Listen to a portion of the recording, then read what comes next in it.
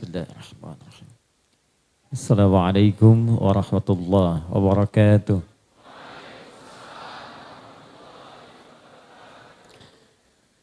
Alhamdulillahi nuris samawati wal ard, madiha wa asriha wa istiqbaliha. Nahmaduhu hamdan syakirin kama 'allamana an nahmadah wa nashkuruhu kama 'allamana an nashkurah. Allahumma antal muqaddim wa antal muakhir biyadikal khair innaka ala kulli syai'in qadir.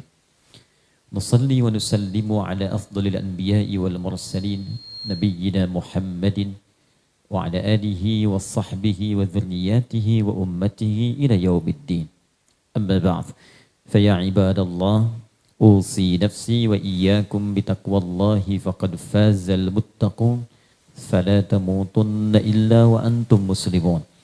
Qala ta'ala, ya ayyuhalladzina amanu taqullaha haqqa tuqatih wa la tamutunna illa wa antum muslimun. Saudara-saudariku yang seluruhnya tanpa kecuali, saya ingin berdoa memohon kepada Allah semoga kita semua dirahmati dan diberkahi oleh Allah Subhanahu wa taala. Saat ini kita berada di Masjid Nurul Asri.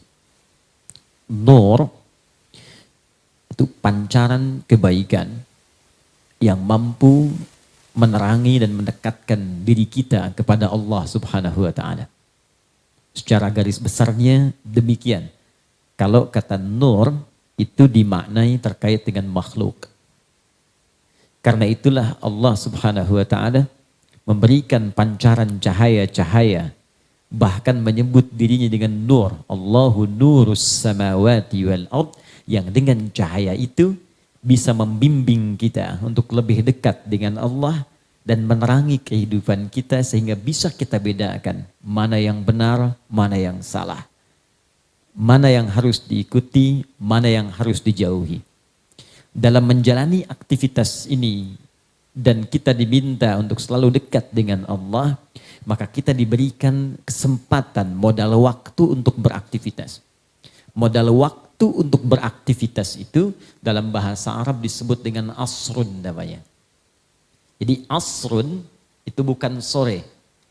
Ada solat asar. Ya, ada orang mengatakan solatnya sore. Bukan. Dalam bahasa Arab, sore itu masa. Masa'ul khair. Semoga sore ini Anda baik-baik saja. Tapi asrun asalnya kullu waqtin yu'asiruna fahuwa asrun. Orang Arab mengatakan demikian. Setiap momentum waktu yang kita lalui, setiap detiknya, itu disebut asr namanya. Nah, kita diberikan oleh Allah waktu untuk beraktivitas. Karena itu saat Allah menamai manusia terkait dengan pemanfaatan waktu beraktivitasnya, diberi nama dengan insan namanya. 65 kali disebutkan dalam Al-Quran. Jadi setidaknya kita punya 5 nama disebut dalam Al-Quran secara umum. 1, bashar, menunjuk pada aspek nafsu yang ada dalam diri kita yang dikombinasikan dengan takwa. Disebutkan 35 kali dalam Al-Quran, dan ini nama pertama yang oleh Allah diinformasikan pada malaikat dan jin saat kita mula akan diciptakan. Itu di Quran surah ke-15 ayat ke-28. Wa idh qala rabbuka lil malaikati inni khaliqum basyara. Ketika Allah menginfokan kepada seluruh malaikat dan sebagian jin yang ada pada saat itu, bahwa aku akan mencipta makhluk baru, bukan malaikat, bukan jin, dengan misi yang khusus untuk makhluk ini saja. Kenapa? Tahu dari mana jin sudah ada? Ayat 27-nya. Wal janna khalaqnahu min qablu min naris samum. Jin kami ciptakan sebelum manusia dari materi yang beda dengan manusia. Jadi kalau malaikat materinya cuma punya jiwa takwa saja, jiwa kebaikan. Karena itu malaikat sifatnya selalu baik, tak pernah kenal salah. Selalu tegas dan tuntas menunaikan tupoksi kerjanya. Itu diisyaratkan di Quran surah ke-66 At-Tahrim ayat yang ke-6. Di kiri agak sedikit ke atas di mushaf. La ya'sunallaha ma amarahum wa yaf'aluna ma yu'marun. Malaikat mustahil berbuat maksiat dan menunaikan tugas sesuai dengan tupoksinya, sempurna. Jadi kalau Anda ingin mencari yang sempurna, itu malaikat. Karena itu mustahil malaikat berbuat salah.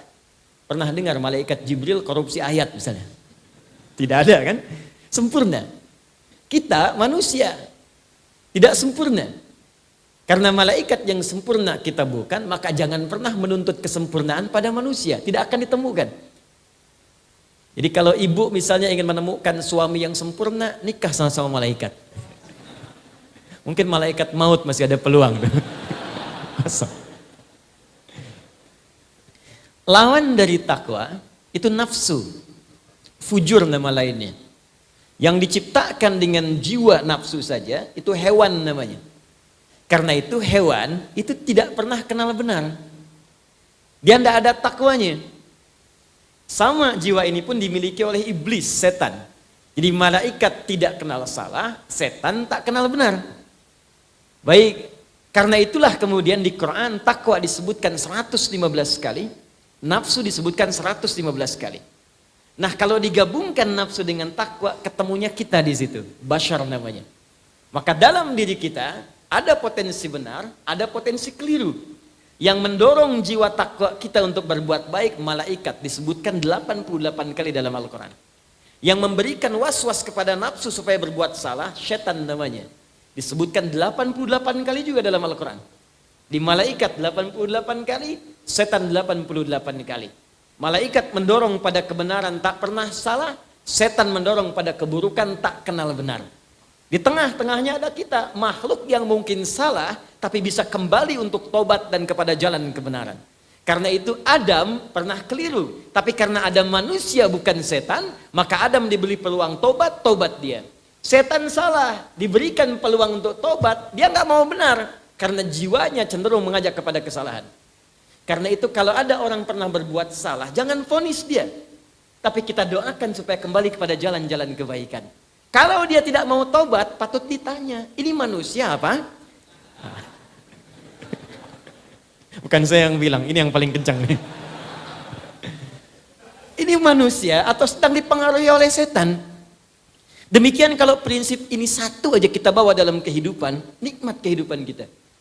Di rumah tangga tidak ada yang saling menyalahkan. Karena tahu, suami bukan malaikat, istri bukan setan. Papa kenapa sih yang gini aja nggak bisa, kemarin juga begini. Ma, papa kan bukan malaikat. Mama juga bukan setan kan. Makin ribut tuh. Jadi satu. Dua, ada yang disebut dengan ins. Pasangannya jin. Setidaknya 18 kali pasangan ini disebutkan dalam Al-Quran. Ya ma'syarul jinni wal wa ma khalaqtul jinna wal ins.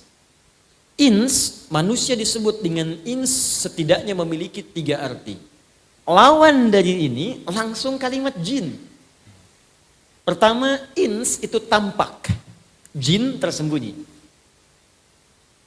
Saya berbagi ilmu dasar ya. Di bahasa Arab itu kalau ada kata dibuka dengan jim dengan nun, itu umumnya pasti tersembunyi. Jim dengan nun. Jannah, surga. Kenapa disebut surga dengan jannah? Karena sekarang masih tersembunyi, belum nampak di pandangan kita. Janin, perempuan ada janin dalam rahimnya. Kenapa disebut dengan janin? Karena tidak tampak dalam pandangan mata kita. Langsung. Jin kenapa disebut dengan jin? Karena tak nampak dalam pandangan kita. Hanya satu kata yang dibuka dengan jim dan nun dan tampak. Itu jun. Jin dan jun. Jin, kenapa disebut jin? Karena tersembunyi. Fitrah jin itu saat diciptakan tak nampak. Ini saya kasih rahasia nih. Kalau ada jin melakukan penampakan, itu jin sedang kena masalah. Dia sedang keluar dari fitrah kehidupannya. Apalagi manusia yang cari-cari penampakan jin. Itu pasti sedang ada persoalan kurang sehat. Karena jin itu tersembunyi, jangan dipaksa nampak. Sebaliknya manusia disebut dengan ins karena tampak, terlihat. Lahir tampak, nangis kelihatan makhluknya. Tidak ada bayi dilahirkan, mana bayinya, mana nggak kelihatan. Pasti tampak. Karena itu fitrah manusia itu selalu ingin tampak. Pulang ke rumah tampak, berangkat ke masjid tampak, ke kantor tampak. Karena itu pengertian terbaliknya, kalau ada manusia senang sembunyi-sembunyi, itu sama dengan Anda yang bilang, bukan. Sama dengan sedang punya masalah. Ke rumah ada pintu depan lewat jendela. Ya, ke kampus sembunyi-sembunyi. Ke masjid sembunyi-sembunyi. Itu sedang ada persoalan dalam hidupnya. Sederhana memaknai kehidupan itu. Kedua, manusia itu halus, lembut. Jin kasar. Jadi yang makhluk halus itu antum. Bukan jin, kita, saya, Anda. Halus, lembut, jin kasar. Karena itu tidak pernah ada jin menampakkan diri atau orang kemasukan jin yang lembut, itu nggak ada, Pak. Silahkan cek, mana ada orang kemasukan jadi lembut. Ustadz mohon izin ikut pengajian ya, sedang kemasukan jin, mustahil. Kalau tidak mulutnya meracau, tindakannya pasti akan mengacau. Maksud saya, kalau ada manusia tiba-tiba menjadi kasar, tiba-tiba senang sembunyi, itu berarti ada persoalan dalam kehidupannya. Minimal, kata Nabi, ada lingkungan yang salah yang memengaruhi dia dalam kehidupannya. Kullu mauludin yuladu alal fitrah. Setiap yang terlahir itu ada fitrahnya. Dilahirkan dalam keadaan fitrah. Fitrah terbagi dua makna. Satu cenderung untuk mendekat kepada Allah, beragama. Itu di Quran surah ke-30 ayat 30. Paling kanan sebelah atas di mushaf. Ya, fa'aqim wajhaka lid-dini hanifa fitratallahi allati fataran nasa 'alaiha. Hadapkan dirimu kepada jalan agama yang benar, din yang hak, ditafsir di Quran surah ketiga ayat 19. Innad dina 'indallahil Islam. Cari sampai ketemu yang benar. Kata Allah kalau mau singkat nyarinya ya Islam. Kamu nyari kemana-mana ketemunya akan ke situ juga. Nah setelah itu istiqamah di jalannya, itulah fitrah kehidupan. Jadi setiap manusia yang lahir pasti mencari jalan untuk ketemu Tuhan. Pasti cari jalan. Yang kedua cenderung pada kebaikan dan kebenaran. Karena itu sifat baik itu fitrah manusia. Walaupun dia belum beriman, ketika mulutnya berdusta, pasti hatinya menolak. Cukup jadi manusia, pasti punya potensi baik. Silahkan Anda cek, apa yang baik orang Islam saja. Non muslim banyak yang baik. Yang jujur ada. Yang tawadhu, tidak sombong, ada. Yang sabar, ada. Cuman yang kurang apa? Iman. Itu poinnya. Jadi banyak orang kemudian bisa mengatakan, saya cenderung pada kebaikan, memang fitrah. Fitrah adanya.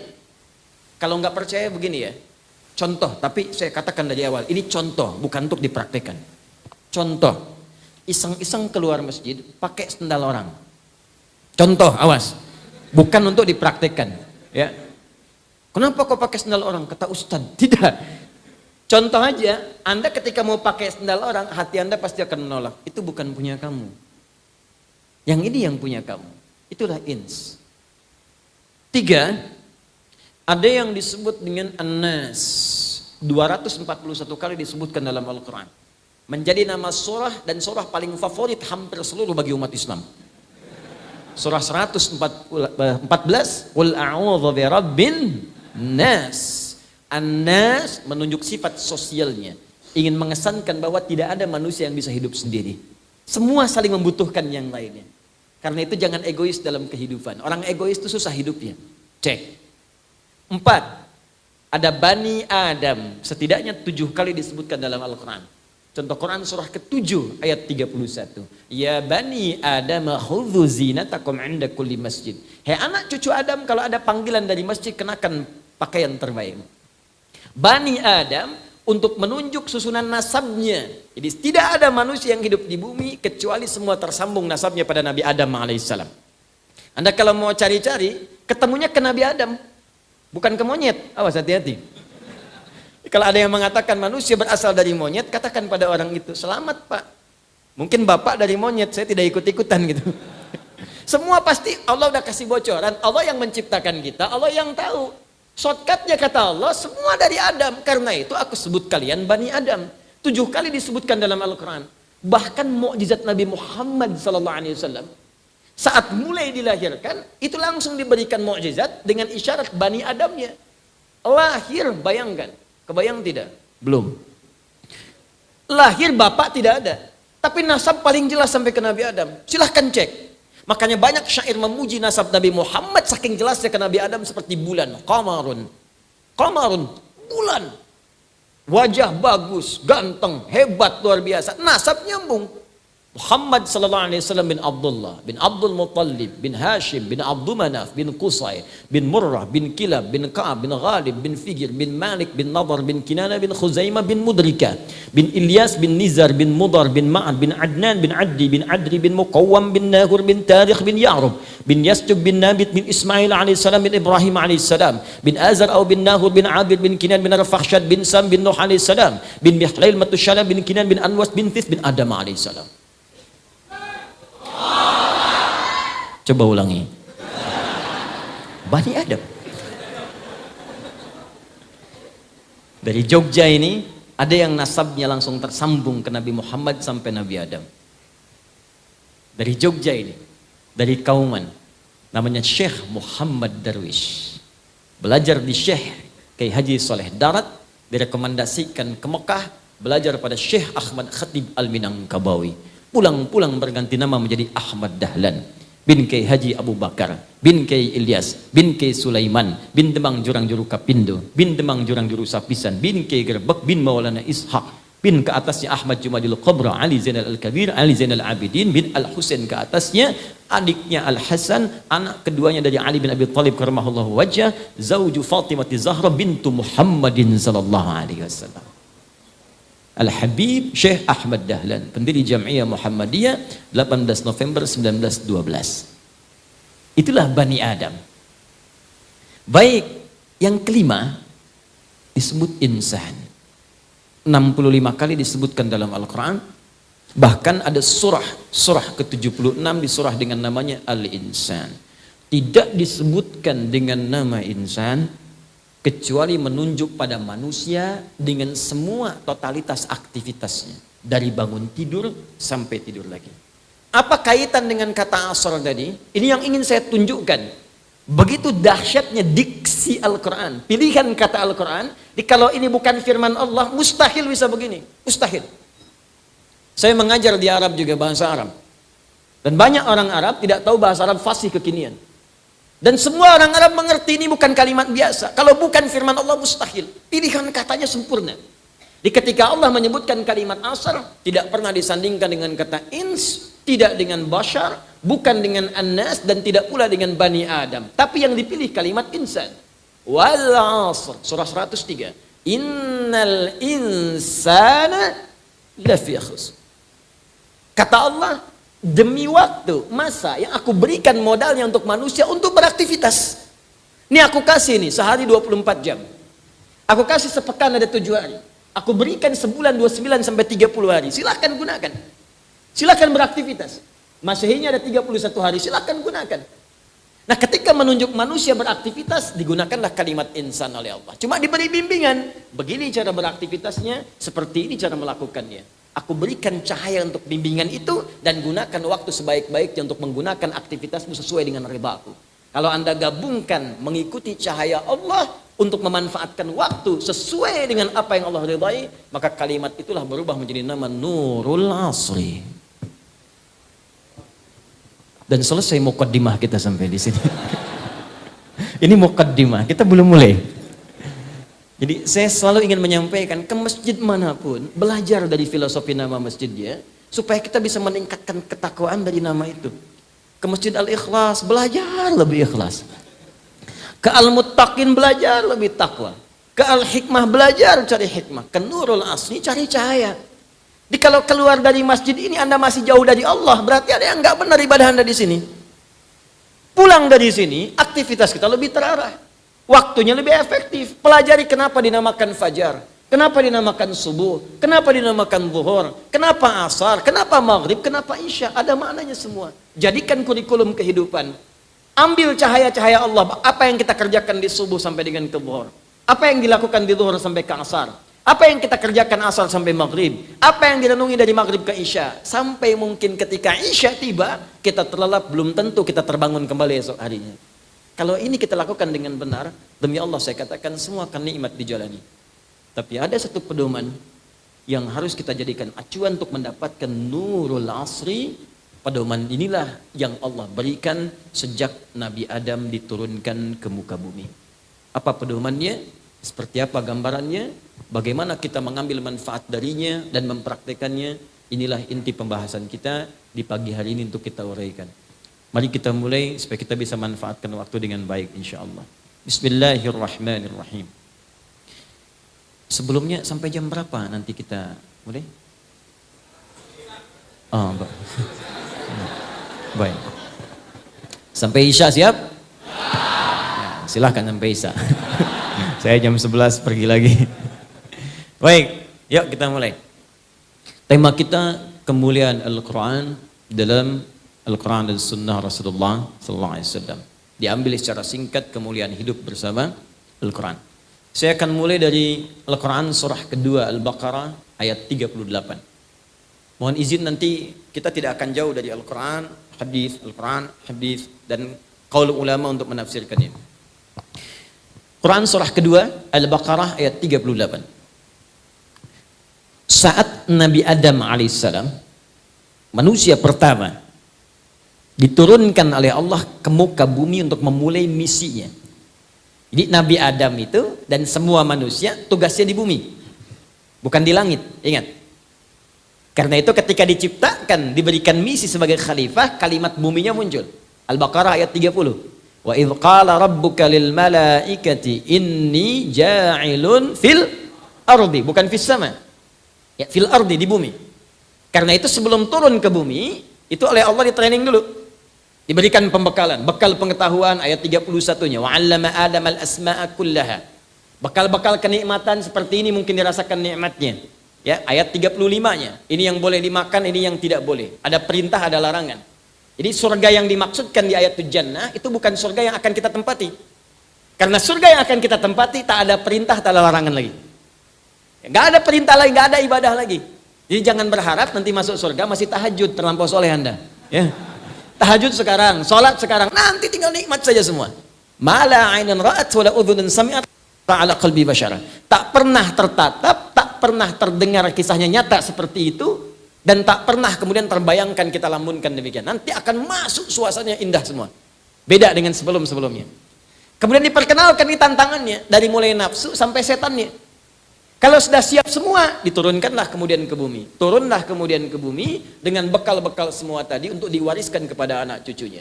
Singkatnya saat turun, maka Allah sampaikan ayat 38. Qulna bitu minha jami'a. Sekarang turun kalian semua ke bumi. Adam, Hawa, turun. Fa imma ya'tiyannakum minni hudan. Ini poinnya. Nanti kamu turun ke bumi ini, aku akan berikan satu pedoman kehidupan. Awas. Ini penting, saking pentingnya ini sampai turun. Kaget. Fokus, aku berikan satu pedoman kehidupan. Dan disebutkan nama pedomannya dengan nama hudan namanya. Saya tuliskan. Maaf, itu yang di belakang akhwat terutama kelihatan ini? Kelihatan? Oh, luar biasa. Belum saya tulis sudah kelihatan. Hebat. Akhwat milenial, belum ditulis sudah kelihatan. Imannya dahsyat. Jangan-jangan belum saya terangkan sudah tahu. Bismillah. Hudan. Hudan gini. Kelihatan? Baik, nampak? Oh, kalau kurang saya besarkan. Hudan. Sini, fokus. Fa imma ya'tiyannakum minni hudan. Maka jika engkau memulai tugas di bumi nanti, aku akan sertakan pedoman hidupmu. Dinamakan hudan. Di sini semua petunjuknya dikumpulkan. Bagaimana cara menjalani hidup di bumi? Kalau ingin bercocok tanam begini caranya, kalau ingin berkebun begini caranya, kalau ingin berkomunikasi begini caranya. Sifat sikap yang dihadapi seperti ini keadaannya. Tanah begini keadaannya, laut begini keadaannya, daratan, lautan, udara, ada semua di sini disampaikan. Karena itu Al-Imam Al-Baghawi dalam tafsirnya Al-Khazin menyebutkan semua aspek kebutuhan Adam dan anak cucunya saat nanti tinggal di bumi, semua tercantum dalam kalimat ini. Termasuk spesifik, Adam diberikan kemampuan 700.000 bahasa. Ini untuk menunjukkan banyak. Sebab kalau orang Arab itu ingin menunjuk banyak, dia sebutkan 7, ya 27, 25, 40, itu menunjukkan banyak. Ya, jadi kalau ada kata-kata 7, Itu kadang bentuknya real, kadang bentuknya majas, penunjuk banyak. Seperti begini, pusing 7 keliling. Nah, kan bukan keliling-keliling sampai 7 kali pusing kan? Ya, saking pusingnya gitu ya, menunjukkan banyak keliling. Hudan. Kalau hudan ini diikuti, ini poinnya. Fala khaufun 'alaihim wala hum yahzanun. Faman tabi'a hudaya. Kalau petunjuk yang aku berikan ini, pedoman hidup yang aku turunkan ini, kalian ikuti. Fala khaufun, aku jamin. 1. La khauf. Pakai fa. Itu kalau di ilmu nahwu, fa harfu 'atfin rabitin baina syai'aini bila hududin. Paham? Tidak. Fa harfu 'atfin rabitin baina syai'aini, huruf konjungsi kata sambung yang mengikat dua hal tanpa jeda bila hudud. Jadi kalau ada fa, ada dua perbuatan, satu dan keduanya itu disambungkan dengan cepat tanpa jeda. Contoh prakteknya, Nabi Zakaria pernah sholat. Saat sholat berdoa kepada Allah supaya minta diberikan keturunan. Jadi begitu beliau sholat, minta kepada Allah, sholatnya di mihrab, itu diabadikan di Quran surah ketiga Ali Imran ayat 38. Hunalika da'a Zakaria rabbah. Qala rabbi habli min ladunka dzurriyyatan thayyibah innaka sami'ud du'a. Di mihrab itulah Zakaria alaihissalam sholat berdoa kepada Allah dalam sholatnya. Minta keturunan, ya Allah engkau pemberi tanpa batas. Orang mengatakan aku punya keterbatasan. Mustahil istriku punya keturunan karena dia divonis secara medis, monopos dan mandul. Aku minta kepadamu yang tak punya batas. Engkau pasti mendengar doaku. Kalau pada yang maha mendengar saya tidak dikabulkan, kepada siapa lagi aku mesti minta? Begitu selesai doanya, belum selesai sholatnya. Sholatnya belum tuntas, masih berdiri. Berdiri dalam bahasa Arab disebut qaim, qaimun. Sedang sholat belum selesai disebut yusalli. Itu masih qaimun yusalli di mihrab, fil mihrab. Tiba-tiba baru selesai doanya, seketika turun malaikat. Dari mana taunya turun malaikat seketika? Pakai fa, ayat 39-nya. Fanadathul malaikatu wa huwa qaimun yusalli fil mihrab. Annallaha yubashshiruka bi Yahya.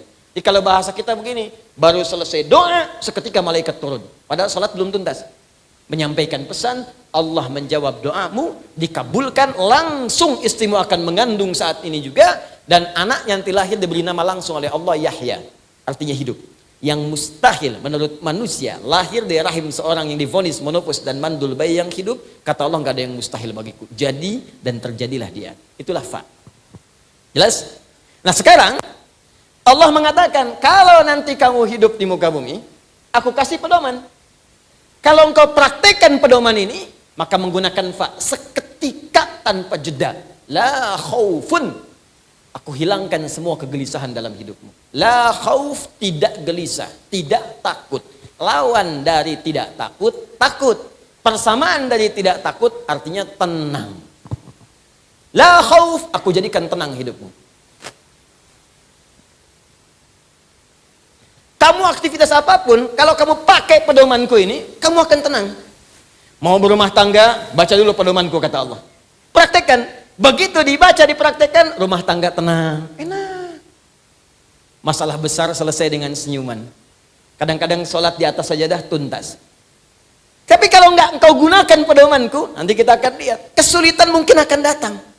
Masalah kecil diperdebatkan, sampai semakin membesar. Kadang-kadang mau ke pengajian aja masih debat. Istri datang nanya suami, papa kita pengajian, siap mah? Mama pakai baju apa ya? Yang biru apa yang hijau pak? Nih, biru bagus mah. Kayaknya hijau deh. Nanya tapi udah punya jawaban. Masih mending kalau dipakai keluar kuning. Kata Allah kalau dipakai petunjukku, senyum selesai. Tapi kalau nggak dipakai, nggak akan tuntas. Ujung-ujungnya rame, ujung-ujungnya ribut. Ujung-ujungnya kriminalitas kemudian terjadi dalam kehidupan. 1, engkau gunakan petunjukku, tenang hidupmu. 2, wala hum yahzanun. Wala humnya taukid, yahzanun. Begini cara menerjemahkannya. Wawunya ataf ke sini, mengikuti hukum ke sini, dan aku jamin pula dengan cepat Aku pastikan mereka itu, karena taukid, yahzanun, tidak akan pernah merasa sedih. Tidak sedih. Tidak sedih artinya senang. Jadi Masya Allah, sejak Adam diturunkan ke bumi untuk bertugas menjalani misi di bumi, hidup di bumi, itu kata Allah, nikmati hidupmu dengan senang. Nikmati hidupmu dengan tenang. Silahkan kemanapun kamu tenang. Di sini tenang, di sana senang, di mana-mana hatiku tenang. Seharusnya begitu. Bukan cuma jadi lirik. Memang hidup kita itu mesti begitu. Di rumah tangga senang, bekerja tenang, di kehidupan sosial tenang. Jadi semua garis yang Allah tetapkan dalam kita beraktivitas, ini konsepnya ke sini, Pak. Ya Allah tuh nggak ingin kita susah. Jadi kalau ada orang yang hidupnya susah, bukan Allahnya yang salah, manusianya yang tidak baca pedomannya. Buka akhir ayat 185 di Quran surah kedua Al-Baqarah. Yuridullahu bikumul yusra wala yuridu bikumul usra. Allah tuh menginginkan hidup kalian semua itu mudah, bukan susah, kata Allah. Jadi kalau ada orang hidupnya susah, bukan Allahnya yang salah. Mungkin makhluknya yang tidak baca pedomannya. Anda maaf ya, kalau mau ke sini Nurul Asri nggak tahu petanya, kan susah datangnya ke sini. Sudah berniat-niat datang dari awal, tapi petanya nggak dibaca, pedoman nggak dilihat, bagaimana bisa sampainya, Cepi? Susah. Makanya kata Allah, aku turunkan pedoman ini setiap masa berganti, maka akan diupdate sesuai dengan kondisi masanya. Tapi namanya tetap dengan kalimat yang sama, hudan. Karena itulah Bapak Ibu sekalian, teman-teman, setelah Nabi Adam pun meninggal dunia, muncul keturunan beliau berikutnya, setiap keturunan komunitas itu berganti. Kemanapun mereka beraktivitas, maka Allah akan mengutus dan menunjuk seorang manusia menjadi utusan untuk menyampaikan hudan sesuai dengan kondisi umatnya di masa itu. Utusan inilah yang disebut dengan Rasul. Jadi ada Rasul, ada Nabi, itu berbeda. Rasul pertama Nabi Nuh alaihissalam, Nabi pertama Nabi Adam alaihissalam. Nabi ditugaskan hanya untuk pribadinya saja, sedangkan Rasul ditugaskan untuk berdakwah kepada umat menyampaikan pesan hudan ini. Ustadz, kenapa Nabi Adam bukan Rasul? Karena Nabi Adam turun ke bumi, belum ada umatnya. Yang turun cuma Adam dan Hawa. Adam kata sejarah turunnya di wilayah dekat India, Hawa di wilayah yang sekarang jadi Saudi, yang disebut dengan Jeddah. Jadi kalau Anda datang ke Jeddah, kenapa disebut Jeddah? Salah satunya ada yang memaknai karena nenek moyang kita turun di situ. Nenek dalam bahasa Arab disebut dengan Jeddah. Ada yang memaknai demikian. Jadi kalau Anda nanti umrah atau haji, yang belum insya Allah saya doakan cepat berangkat. Ya, insya Allah. Tidak cukup dengan amin, nabung dulu sekarang. Siapkan nabung, siapkan. Ya, amin sampai kiamat kurang 2 hari. Kalau nggak usaha nggak akan dapat.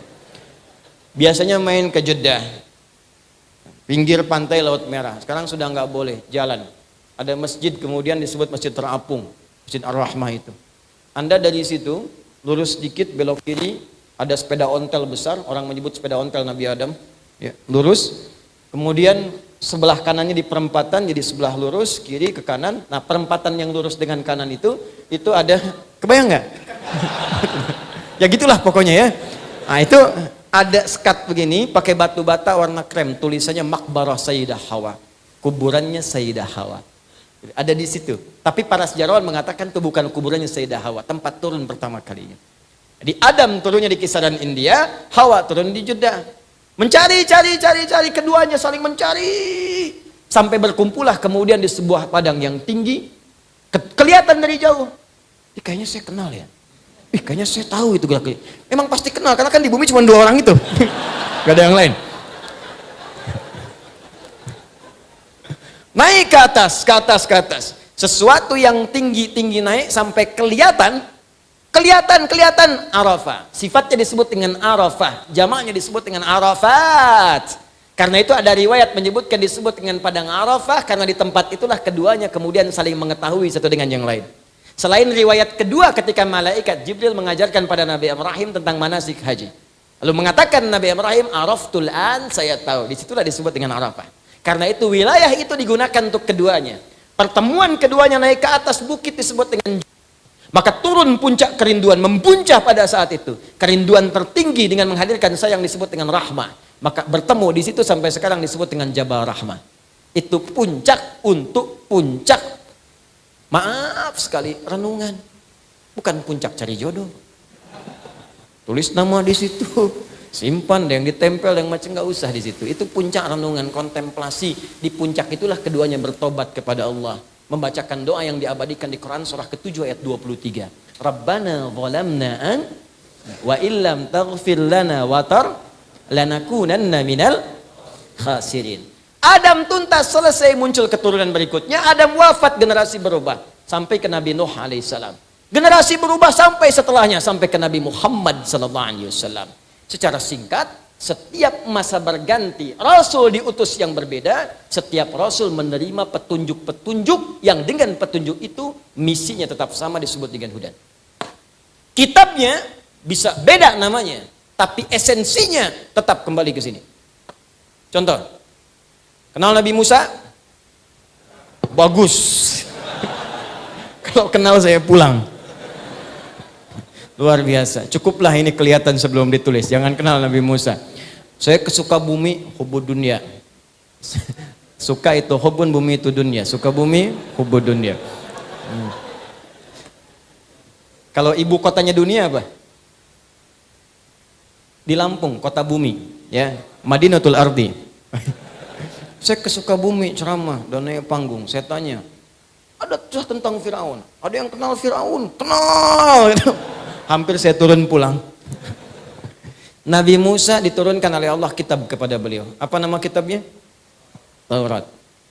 Nabi Isa apa nama kitabnya? Nabi Daud nama kitabnya? Zabur. Sekarang kita ambil satu contoh Taurat dalam Al-Quran.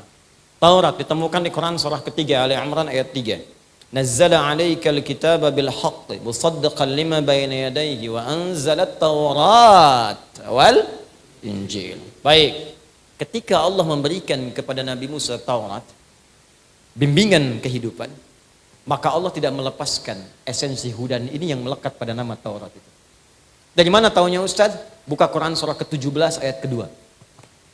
Wa ataina Musal kitaba. Ketika tiba zamannya Musa, kami berikan pada Musa pedoman, kitab, yang jadi acuan kehidupan bagi umatnya saat itu.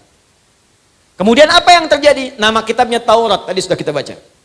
Teruskan ayatnya. Wa ataina Musal kitaba wa ja'alnahu hudan li bani Israil.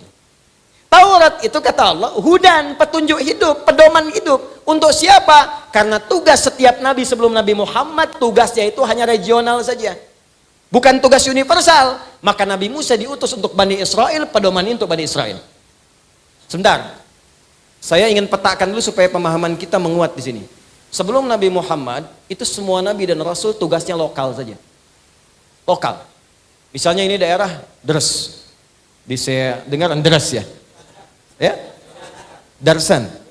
Dirsan. Dari bahasa Arab tuh. Daro saya dari Darsan, ya. Darsan. Darsan itu pelajaran.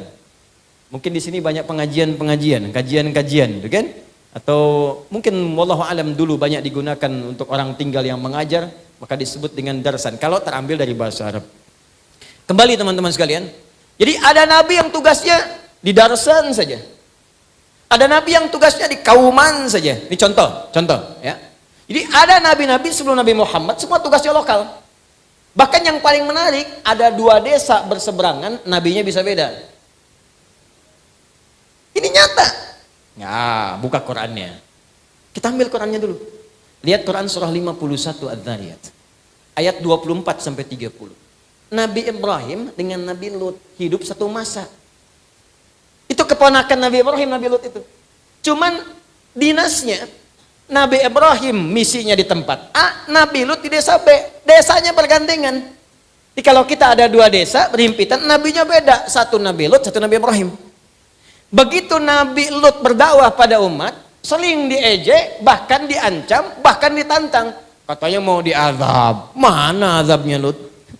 Ditunggu, kemarin katanya datang azab. Belum datang juga, diolok-olok. Maka dikabulkan oleh Allah untuk dihukum umat Nabi Lut itu. Diturunkanlah para malaikat untuk menghukum umat Nabi Lut. Sebelum datang ke desa Nabi Lut, mampir ke tempat Nabi Ibrahim. Mampirnya kapan? Dini hari sebelum subuh. Baca ayat 24-nya, paling kanan agak ke bawah. Hal ataka hadithu dhaifi Ibrahim al-mukramin? Kita ditantang oleh Allah tuh. Kamu pernah nggak baca, dengar kisah tentang Nabi Ibrahim yang kedatangan tamu malam-malam hari, dini hari, tapi masih dimuliakan oleh beliau. Idz dakhalu alaihi faqalu salama. Ketika masuk itu dia mengucapkan salam mereka. Assalamualaikum, assalamualaikum. Masya Allah. Anda tengah malam jam 2:30. Ada yang datang ke rumah. Banyak suaranya, 3, 4, 5 orang. Assalamualaikum, assalamualaikum. Dijawab nggak? Hah? Tengok dulu misalnya. Begitu dia tengok di jendela, dibuka kemudian gordennya terlihat. Masya Allah, jubah putih, rambut panjang. Assalamualaikum, assalamualaikum. Dijawab nggak? Tidak. Jawab dulu aja. Karena menjawab salam hukumnya wajib. Quran surah 4 ayat 86, paling kanan sebelah bawah. Wa idza hayyitum bi tahiyyatin fahayyu bi ahsana minha aw rudduha. Jika Anda diberikan penghormatan lewat salam, jawab dengan lebih baik atau semisalnya. Jawab aja dulu. Assalamualaikum. Waalaikumsalam. Assalamualaikum. Waalaikumsalam warahmatullah. Assalamualaikum. Waalaikumsalam warahmatullahi wabarakatuh. Buka dong. Tidak. Jawab aja dulu. Tapi ini beda. Qala salam, Waalaikumsalam warahmatullahi wabarakatuh. Itu singkatan ya. Salam itu singkatan. Di salam itu singkatan dari assalamualaikum warahmatullahi wabarakatuh. Jadi kalau Anda kirim SMS terlalu panjang, spasinya nggak cukup, cukup Anda katakan salam, tapi dibacanya assalamualaikum. Itu bahasa Quran, bukan bahasa saya. Itu banyak singkatan kok. Bismillahirrahmanirrahim disingkat basmalah. Alhamdulillahirabbil alamin disingkat Allahu akbar disingkat takbir. Allahu akbar. Maaf sudah jam 10. Ini mungkin saya ada percepatan ini ya. Saya mohon izin barangkali kita harus percepat, ada sesuatu yang penting yang harus dikerjakan. Jadi kita segera saja tutup dengan hamdalah. Hamdalah. Tidak. Contoh, ini contoh, bukan asli. Contoh. Maka kita tutup dengan kalimat alhamdulillahirabbil. Kita masih sampai Isya, tenang aja.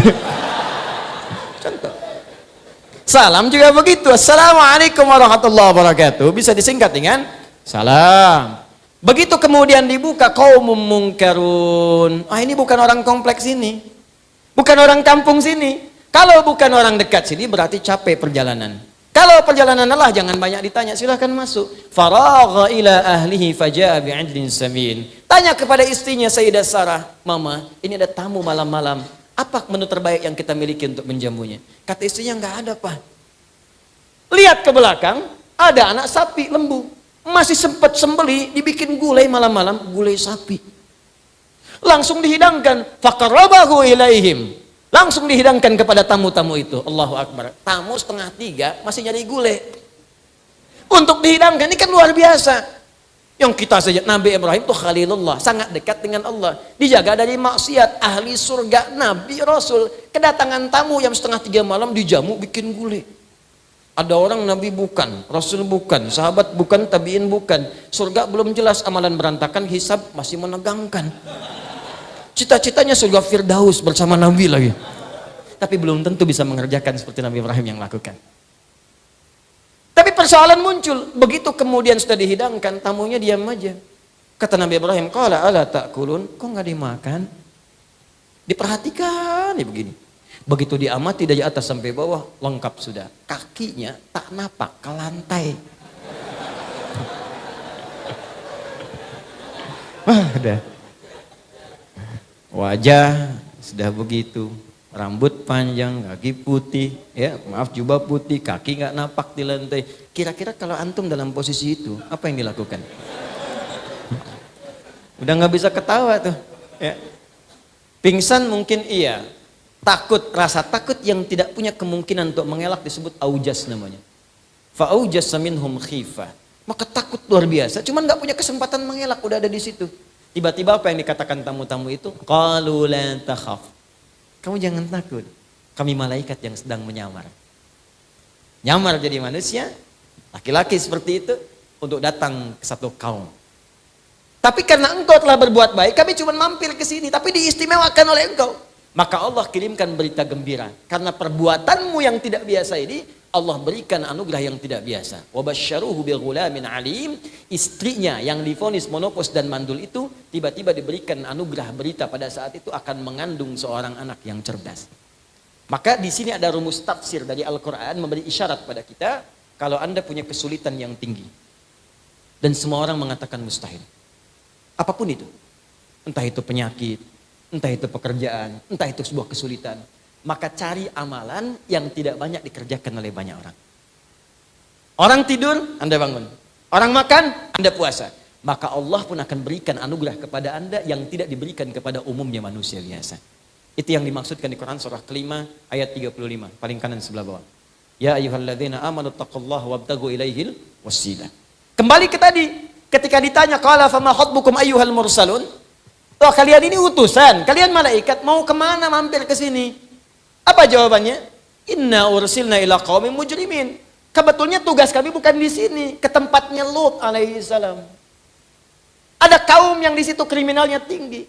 Kaum pendosa yang nantang azab, kami diutus untuk mengadab. Bayangkan, desanya cuma beda sekat begini. Jadi dua desa, nabinya dua. Dalam dua distrik, beda nabi.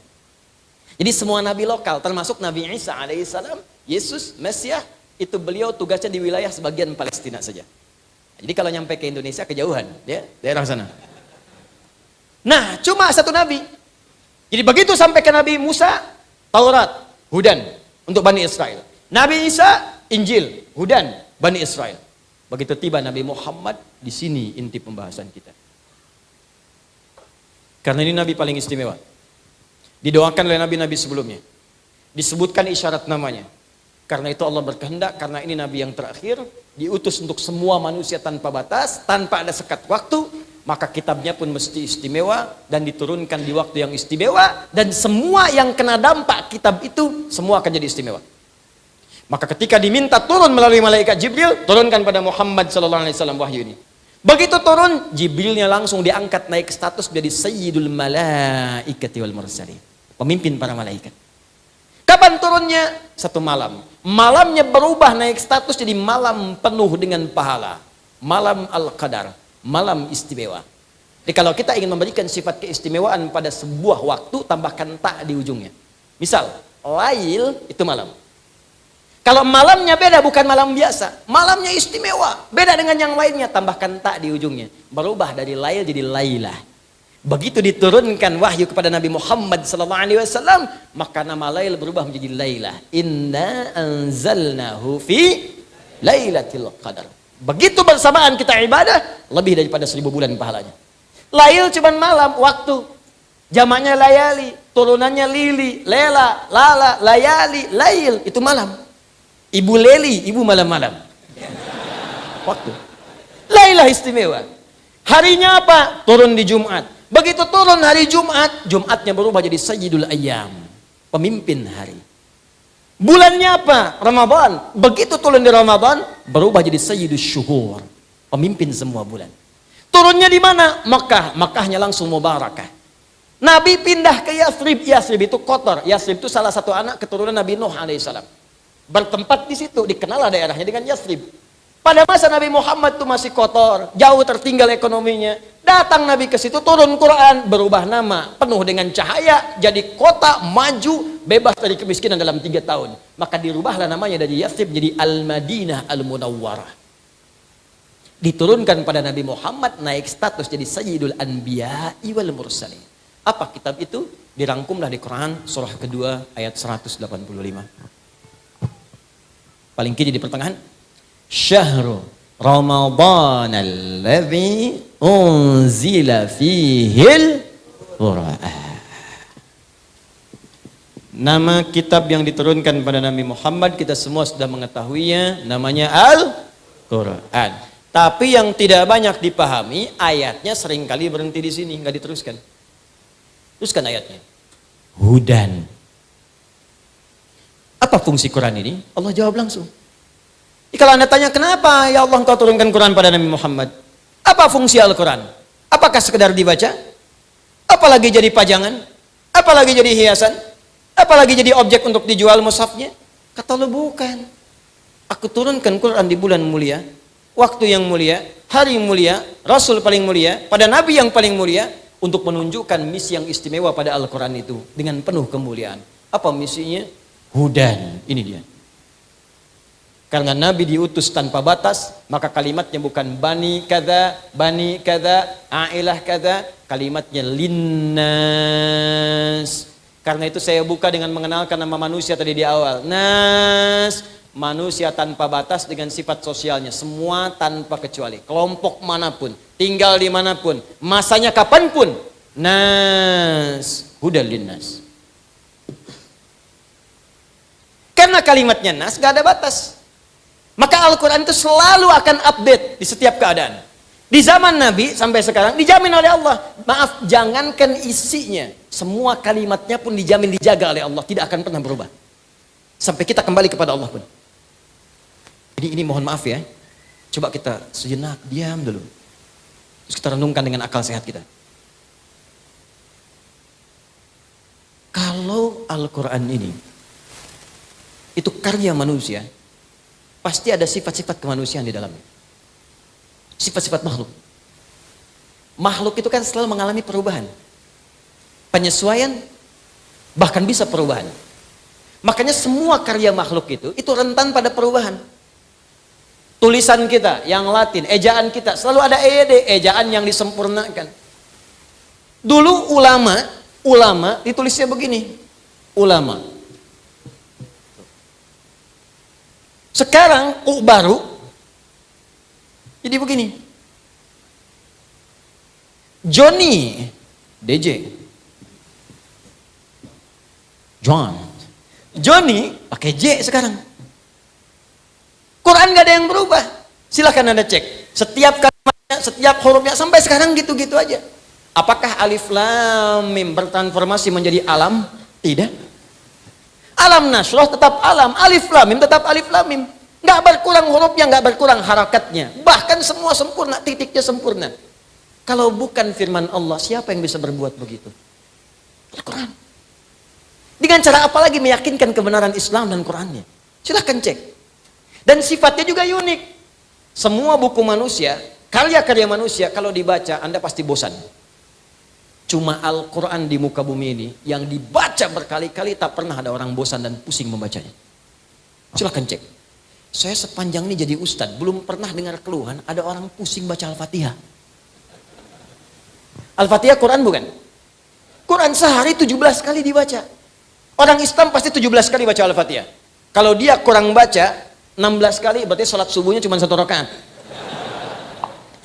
Karena kan 24, 4, 3, 4 setiap sholat pasti baca. Setiap rakaatnya baca 17 kali.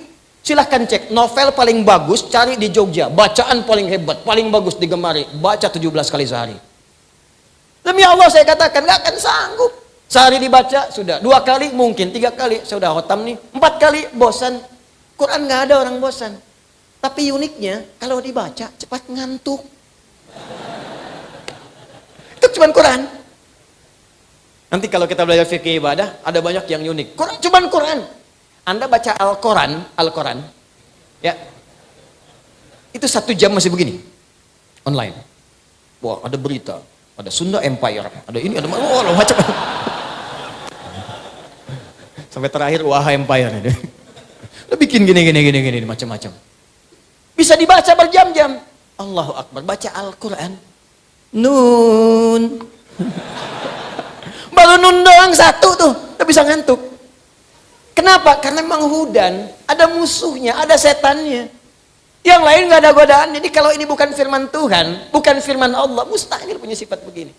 Ini Allah ingin memberikan penjelasan pertama bahwa ini hudan berasal dariku. Jadi kalau ada orientalis mengatakan Quran produk budaya, Quran butuh penyesuaian, artinya orang ini gak kenal Quran. Masa Anda mau belajar pada yang tidak kenal Quran? Anda belajar fisika pada dosen fisika, belajar kimia pada dosen kimia. Anda belajar Quran pada yang ngerti Quran. Ini Anda belajar Quran pada yang nggak ngerti Quran. Ya di mana logikanya, Joni?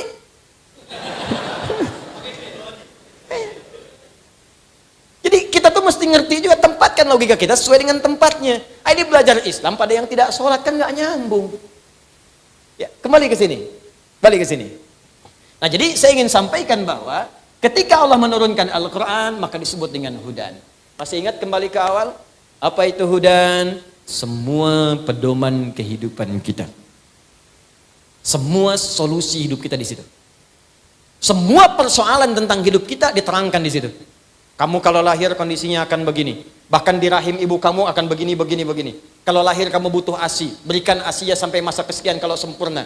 Kalau kamu belajar akan mengalami kondisi begini. Caranya begini, begini, begini, begini. Kalau pengen cepat paham seperti ini. Kalau kamu belajar iman meningkat seperti ini. Kalau kamu kemudian akan berkelana, kamu akan menemukan kondisi begini. Kamu mungkin akan bertemu dengan pasanganmu. Begini cara meminangnya. Begini cara memberikan maharnya. Begini cara menikah. Sampai dia atur tugas kewajiban di rumah tangganya. Sampai mau kerja diterangkan begini. Sampai disebutkan kalau kamu kerja begini, mungkin akan ada tantangan begini-begini. Ada semua. Karena itu orang yang mendekat pada Quran pasti akan mudah hidupnya. Karena tahu di sebelum mengalami sesuatu, sudah tahu apa yang dilakukan. Anda kan baca map nih mau berangkat. Begitu mau berangkat, ada kemacetan di titik sekian.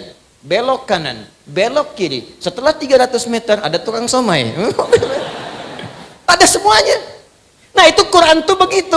Bahkan sebelum kita lalui sudah ada. 20 tahun mendatang ketika Anda merencanakan pernikahan akan terjadi seperti ini. Persoalan di rumah tangga dari mulai miskomunikasi sampai hal yang tidak bisa diselesaikan berdua disebutkan. Dan solusinya ada di situ. Nih kalau nggak percaya ya, saya coba sebutkan dengan cepat. Tidak usah ditulis. Simak saja atau lihat rekaman kemudian. Baru Anda tulis. Cepat. Saat masih dalam kandungan, diberitahu oleh Allah kondisi kandungan akan begini, pergerakan janinnya dan seterusnya. Quran surah ke-22 ayat yang kelima. Doanya supaya nanti kalau lahir anaknya soleh, dekat dengan Allah, baik dengan orang tua. Quran surah ke-7 ayat 189. Begitu lahir diberi petunjuk. Ibu yang baru melahirkan berikan ASI sempurna. Kalau pengen komplit berikan 2 tahun. Bapak jangan ganggu ibu, fokuskan bapak untuk mencari rezeki supaya bisa mensuplai kepada ibunya. Quran surah kedua ayat 233. Itu nyata, betul. Ya, wal walidatu yurdi'na auladahunna haulaini kamilaini liman arada an yutimma radha'ah wa 'alal mauludi lahu rizquhunna wa kiswatuhunna. Suami yang baru mendapatkan karena keturunan, dorong istri, berikan semangat supaya nanti memberikan ASI dengan kualitas terbaik, jangan diganggu psikologinya. Karena itu tugas-tugas lain bapak yang kemudian dorong itu. Ya maaf ibu dan teman-teman sekalian, kita pasti akan mengerti. Kalau ibu sedang melahirkan, rasa sakit itu setengahnya akan hilang. Ketika bayi kemudian yang hadir dilahirkan disampaikan kepadanya. Setengahnya hilang. Setengahnya lagi ketika suami hadir di sampingnya. Masya Allah mama, anak kita sudah lahir sayang. Ih Masya Allah matanya mirip kamu. Tapi kok bibirnya mirip tetangga kita ya? Jalan. Nah itu nanti bahasan yang lain. Naik lagi sampai 2 tahun. Pendidikan pertama apa yang diberikan pada anak 2 tahun? Dia mulai bisa bicara, mulai bergerak, mulai macam-macam. Turun 4 pendidikan dini. Kalau diberikan dengan baik, dia dekat dengan Allah, baik dengan Anda, dan bagus bergaul dengan lingkungan sekitaran. Turun Quran surah ke-31 ayat 13 sampai dengan 19. Dia mulai belajar dengan serius bagaimana supaya dibimbing cepat paham. Turun Quran surah 9 ayat 122. Bagaimana kalau dia belajar, pelajarannya itu naik menjadi orang pintar, imannya juga kuat. Turun bimbingan Quran surah ke-58 ayat ke-11. Bagaimana cara memulainya supaya ditanamkan adalah keilmuan yang kuat. Turun Quran surah 96 ayat 1 sampai dengan 5. Bagaimana cara dipercepat? Kalau menghafal, Allah yang tanamkan dalam jiwanya. Walaupun dia mengikuti bacaan, cepat menghafalkannya. Turun Quran surah ke-75 ayat 16 sampai dengan 18. Apa amalan untuk mencapai itu? Turun Quran surah kedua di ujung ayat 282. Kemudian naik lagi sampai dia berkelana, mungkin merantau. Jangan semua orang Jogja dikatakan Jogja semua. Ada yang dari Jawa, Sumatera, Kalimantan, mungkin ke sini. Tapi Allah berikan bimbingan. Engkau akan bertemu mungkin dengan suku yang beda, komunitas yang tidak sama. Tapi dalam keadaan itu pun bergaul dengan cara yang takwa. Ada bimbingan di Quran surah ke-49 ayat ke-13. Mungkin engkau pun menemukan jodohmu di situ. Maka ketika engkau bertemu dengannya, jangan terjebak dalam perbuatan yang dilarang. Ya, hati-hati, jangan dekati zina, jangan dekati yang buruk-buruk. Tapi kalau mau, cepat lamar. Makanya saya sering katakan, para akhwat yang belum menikah, jangan percaya kalau ada laki-laki mengatakan, sayang, antar yuk pakai beca. Aku bonceng yuk pakai motor. Jawab dengan kalimat yang indah, aku tidak perlu motormu. Yang aku perlukan, tuliskan namaku di buku nikah kita. Catat. Bikin status.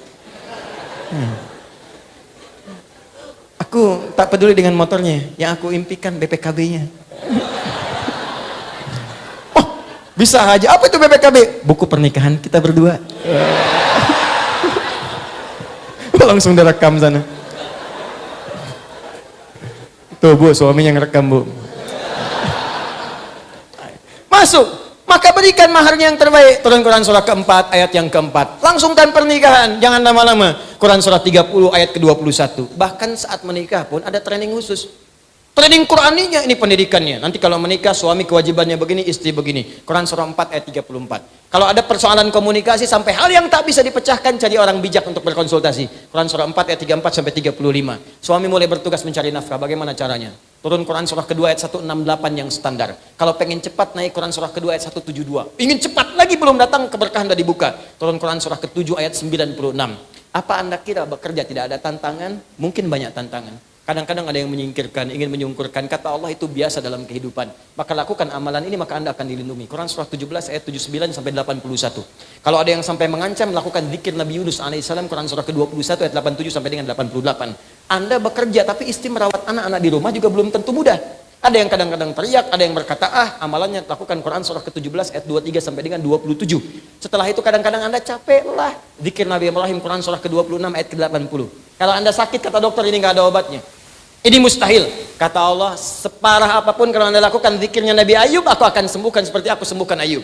Turun Quran surah ke-21 ayat 83 sampai dengan 84. Anda sudah berumah tangga, belum ada tanda-tanda keturunan. Kata Allah, lakukan amalan Nabi Zakaria. Bahkan beliau sudah sepuh, rambut memutih, fisik sudah letih, istri divonis medis monopus dan mandul. Tapi kalau engkau kerjakan amalannya, aku anugerahkan keturunan untukmu. Amalannya dari Quran surah ketiga ayat 38 sampai doanya di Quran surah 19 ayat 2 sampai dengan ayat ke-15-nya, sampai dijamin keselamatan dunia, alam kubur sampai dengan akhiratnya. Anda bergerak lagi, bisnis makin maju, maka bersyukurlah kepada Allah. Turun Quran surah ke-14 ayat yang ke-7. Cobaan-cobaan tantangan mulai hebat, petakan tantangannya, rumuskan. Mulai Quran surah kedua ayat 214. Rinciannya di Quran surah kedua ayat 155 sampai dengan 157. Penyelesaiannya di Quran surah ketiga ayat 142. Kemudian jalani dengan sabar semua itu sampai Anda mencapai kematangan. Kalau atas usia 40 tahun sudah sukses, orang tua masih ada, maka sertakan kesuksesan Anda dengan membawa orang tua di dalamnya. Berikan kemuliaannya, minimal doakan mereka. Tuntunannya di Quran surah ke-46 ayat ke-15. Sampai Anda semakin sepuh, bahkan bersikap seperti anak-anak lagi. Quran surah ke-22 ayat yang ke-5, sampai Anda menyimpulkan, apakah saya akan selamanya di dunia? Tidak, Anda akan pulang. Maka belajar cara pulang yang baik, supaya tidak macet, supaya tidak lama dan tenang pulangnya. Maka turun bimbingan di Quran surah ke-89 ayat 27 sampai dengan 30. Supaya pulang tenang, dipanggilnya enak, nyaman. Setelah itu kemana saya pergi ya Allah? Kamu akan pergi ke tempat lain meninggalkan dunia. Kamu pergi ke Jogja saja perlu bekal. Kamu pergi ke Eropa perlu bekal. Sekarang kamu akan meninggalkan dunia, ya pasti kamu perlu bekal. Maka pelajari bekal apa yang layak untuk ke tempat kamu berikutnya. Namanya barzakh, namanya kubur. Bekalnya amal soleh. Kalau kamu siapkan dengan baik, aku berikan keterangan seperti ini. Maka diberikanlah keterangan Quran surah ketiga ayat 169 sampai 172. Tapi kalau kamu sembarangan jauh dariku, nggak pernah cari bekal, maka aku berikan hal yang sama seperti yang aku berikan kepada Fir'aun. Quran surah ke-40 ayat ke-45 sampai dengan 46-nya. Setelah itu kemana ya Allah terjadi kiamat? Quran surah ke-75 semua satu surah sekalian tentang kiamat. Setelah itu kemana ya Allah? Pilih. Ada pilihan untuk ke surga. Surga aku bagi kepada 4 bagian secara umum. Ada yang sesurga dengan semua para nabi, tetangganya nabi semua. Masya Allah, para rasul semua, dari Nabi Muhammad sampai Nabi Adam alaihissalam. Setelah itu ada orang-orang soleh, ada syuhada, ada siddiqin. Amalannya di Quran surah keempat ayat 69. Ada surga yang kedua di taman surga, keindahannya tak terlukiskan, yang berikan langsung Allah. Quran surah 51 ayat 15 sampai dengan 23. Yang ketiga levelnya, kelas yang indah, rumahnya luas seluas langit dan bumi. Amalannya di Quran surah ketiga ayat 133 sampai 134. Ya Allah, aku sih nggak apa-apa, yang penting ke surga. Gak apa-apa ya Allah, yang penting surga. Ya kalau begitu turunkan Quran surah kedua ayat 25. Jamin semuanya. Tapi kalau kamu gak siap-siap seperti itu, ada tempat yang kedua namanya neraka. Neraka aku siapkan yang paling ringannya, ditarik oleh malaikat maut, ubun-ubunnya ditarik. Dia tidak punya rasa humor, gak ada seleranya. Neraka yuk, gak ada.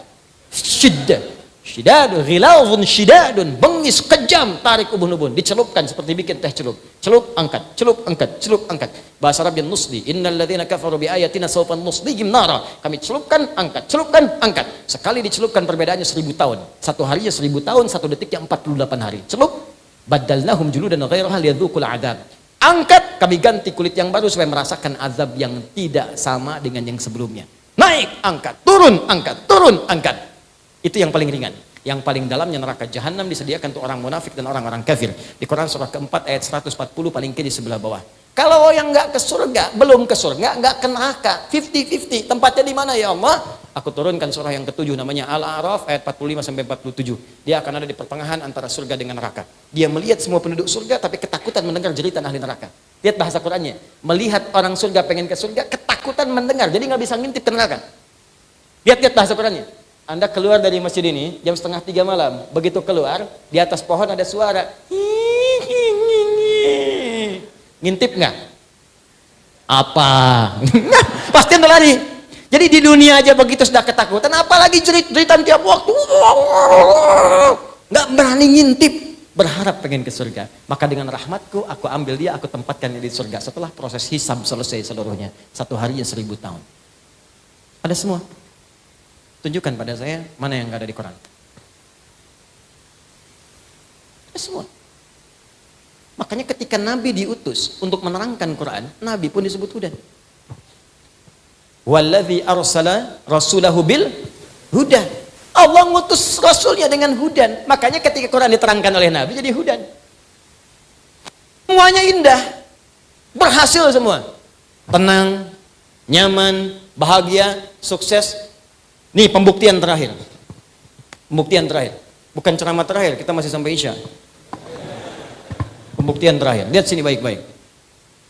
Fokus.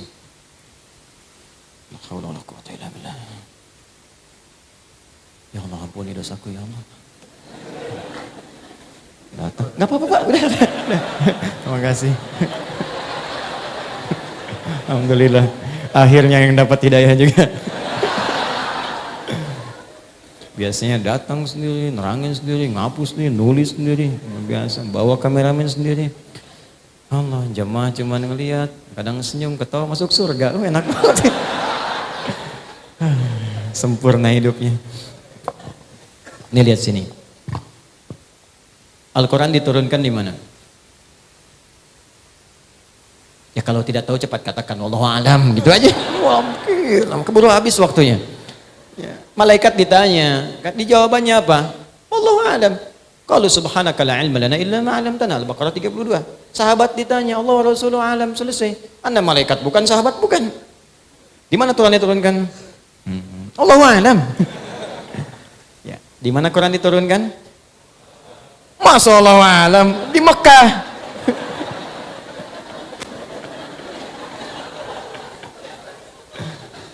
Al-Quran diturunkan di mana? Di Mekah. Mekah itu ada umat. Umatnya disebut dulu dengan nama apa? Apa namanya? Jahiliyah. Ada jahlun, ada jahilun, ada jahiliyah, itu beda. Jahiliyah. Sampingnya ada Ar-Rum, Romawi. Di sini ada Furs, Persia.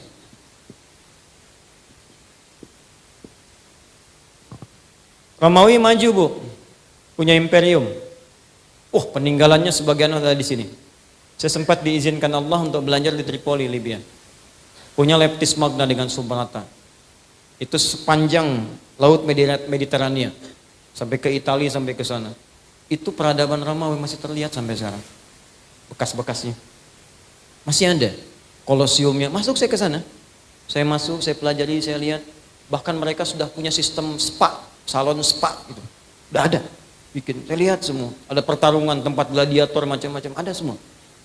Ya, kemudian sempat saya ke Turki, satu daerah itu kan memanjang Mediterania ke sana. Ada juga sebelah sana. Romawi udah punya peradaban.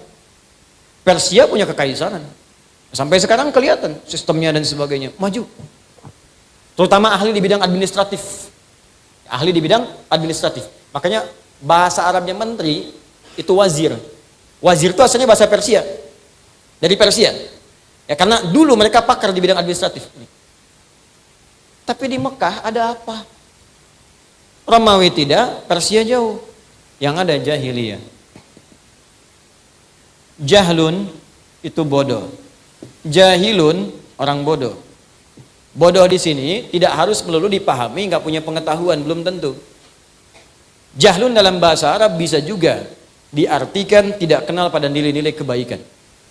Umum, nggak kenal pada yang baik. Karena ilmu itu baik, maka lawan ilmu itu jahlun. Di semua yang tidak kenal pada kebaikan disebut jahlun sifatnya. Orangnya jahil. Kalau tak kenal pada akhlak, jahil juga. Tak kenal pada ilmu, jahil. Tak kenal pada Allah Tuhannya, jahil juga. Jahlun. Kalau digabungkan sifat perbuatan dan pelakunya, maka tambahkan tak di ujungnya, tengahi dengan ya nisbah. Maka berubah jadi jahiliyah. Maksudnya apa? Di tempat ini komplit semua orang bodoh ada di sini. Pencuri di sini semua.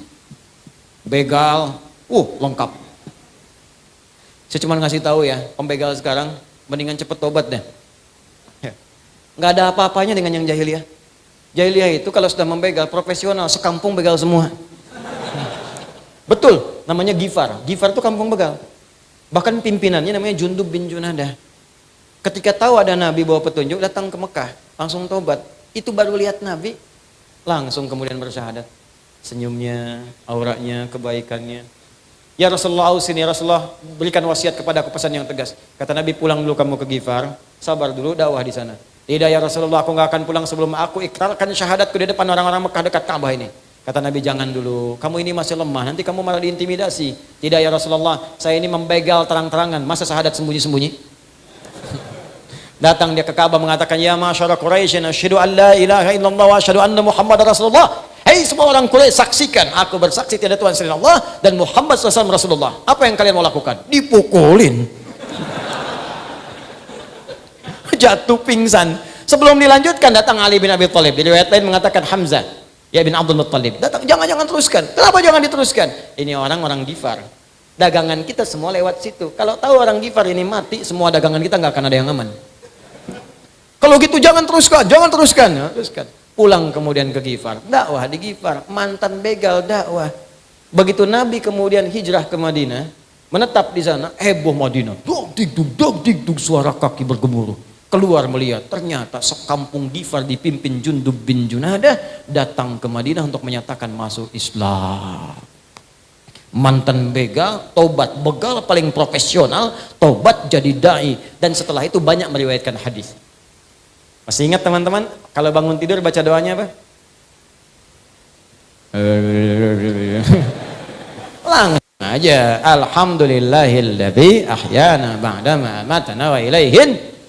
Siapa yang meriwayatkan hadis itu? Dua orang. Di Al-Bukhari nomor hadis 181 yang meriwayatkan dua orang. Satu Mu'adz bin Jabal, yang kedua Jundub bin Junadah. Kalau pengen dilengkapi, buka Abu Daud nomor hadis 1367 yang meriwayatkan Ibnu Abbas. Karena Nabi SAW idza istayqadha min naumihi fajalasa. Adalah Nabi SAW jika bangun dari tidurnya tidak langsung berinteraksi dulu, duduk sebentar. Duduk dulu. Ini cara kesehatan bagus.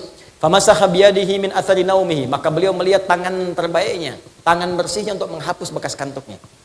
Jadi jangan langsung baca doa, hilangkan dulu kantuknya. Ini baru bangun udah baca doa. Memang bangun 2:30, begitu sadar jam 5. Gitu. Baca. Baru baca doa. Ada semua. Nah, saya kembalikan yang menjawabkan mantan begal untuk menunjukkan bahwa saya ini dulu mantan begal. Tempat saya kampung begal.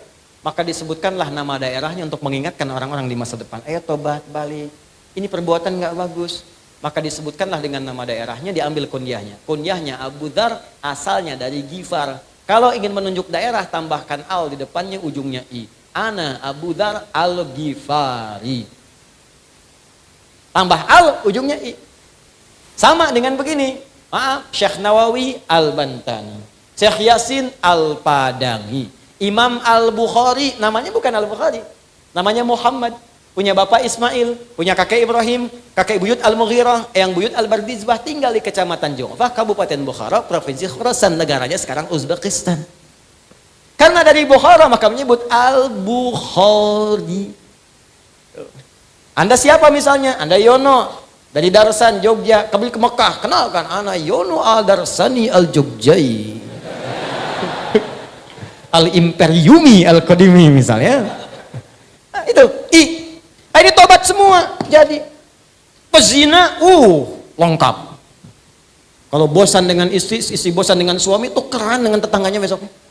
Ini jahiliyah. Pemabuk, jangan tanya. Maaf ya, pemabuk paling pemula sehari 5 kali. Yang sekarang gak ada apa-apanya lah gitu ya. Ini pemabuk paling pemula. Penipu, ulung, riba, komplit, ada semua. Makanya disebut jahiliyah. Nih, perhatikan apa yang ingin saya sampaikan.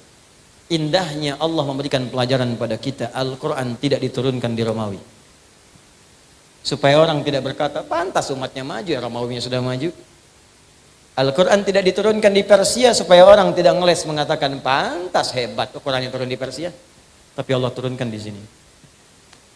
Dengan semua sifat keburukannya. Cuman dalam masa yang singkat. Kurang dari 23 tahun. Selesai semua. Bahkan sudah sampai ke seantara bumi disampaikan pesan-pesannya. Dari jahiliyah tiba-tiba mereka berubah, bertransformasi menjadi khairu ummah. Jadi kalau Anda ingin cari orang jujur, maka yang paling jujur cuma ada di masyarakat ini. Kalau Anda ingin orang cari penyabar, yang paling sabar ada di sini. Kalau Anda cari orang tawadhu, yang paling rendah hati ada di sini. Kalau Anda cari orang dermawan, yang paling dermawan ada di sini. Abdurrahman bin Auf, orang paling kaya. Modalnya pakaian. Jadi orang paling kaya, dibimbing oleh Quran. Setelah kaya, kapak terbuat dari emas. Kapaknya aja emas. Bayangkan. Kapaknya emas. Pekerjaannya apa? Sepertiga penduduk Madinah dibebaskan utangnya oleh beliau. Sepertiga lagi diutangi, dimodali.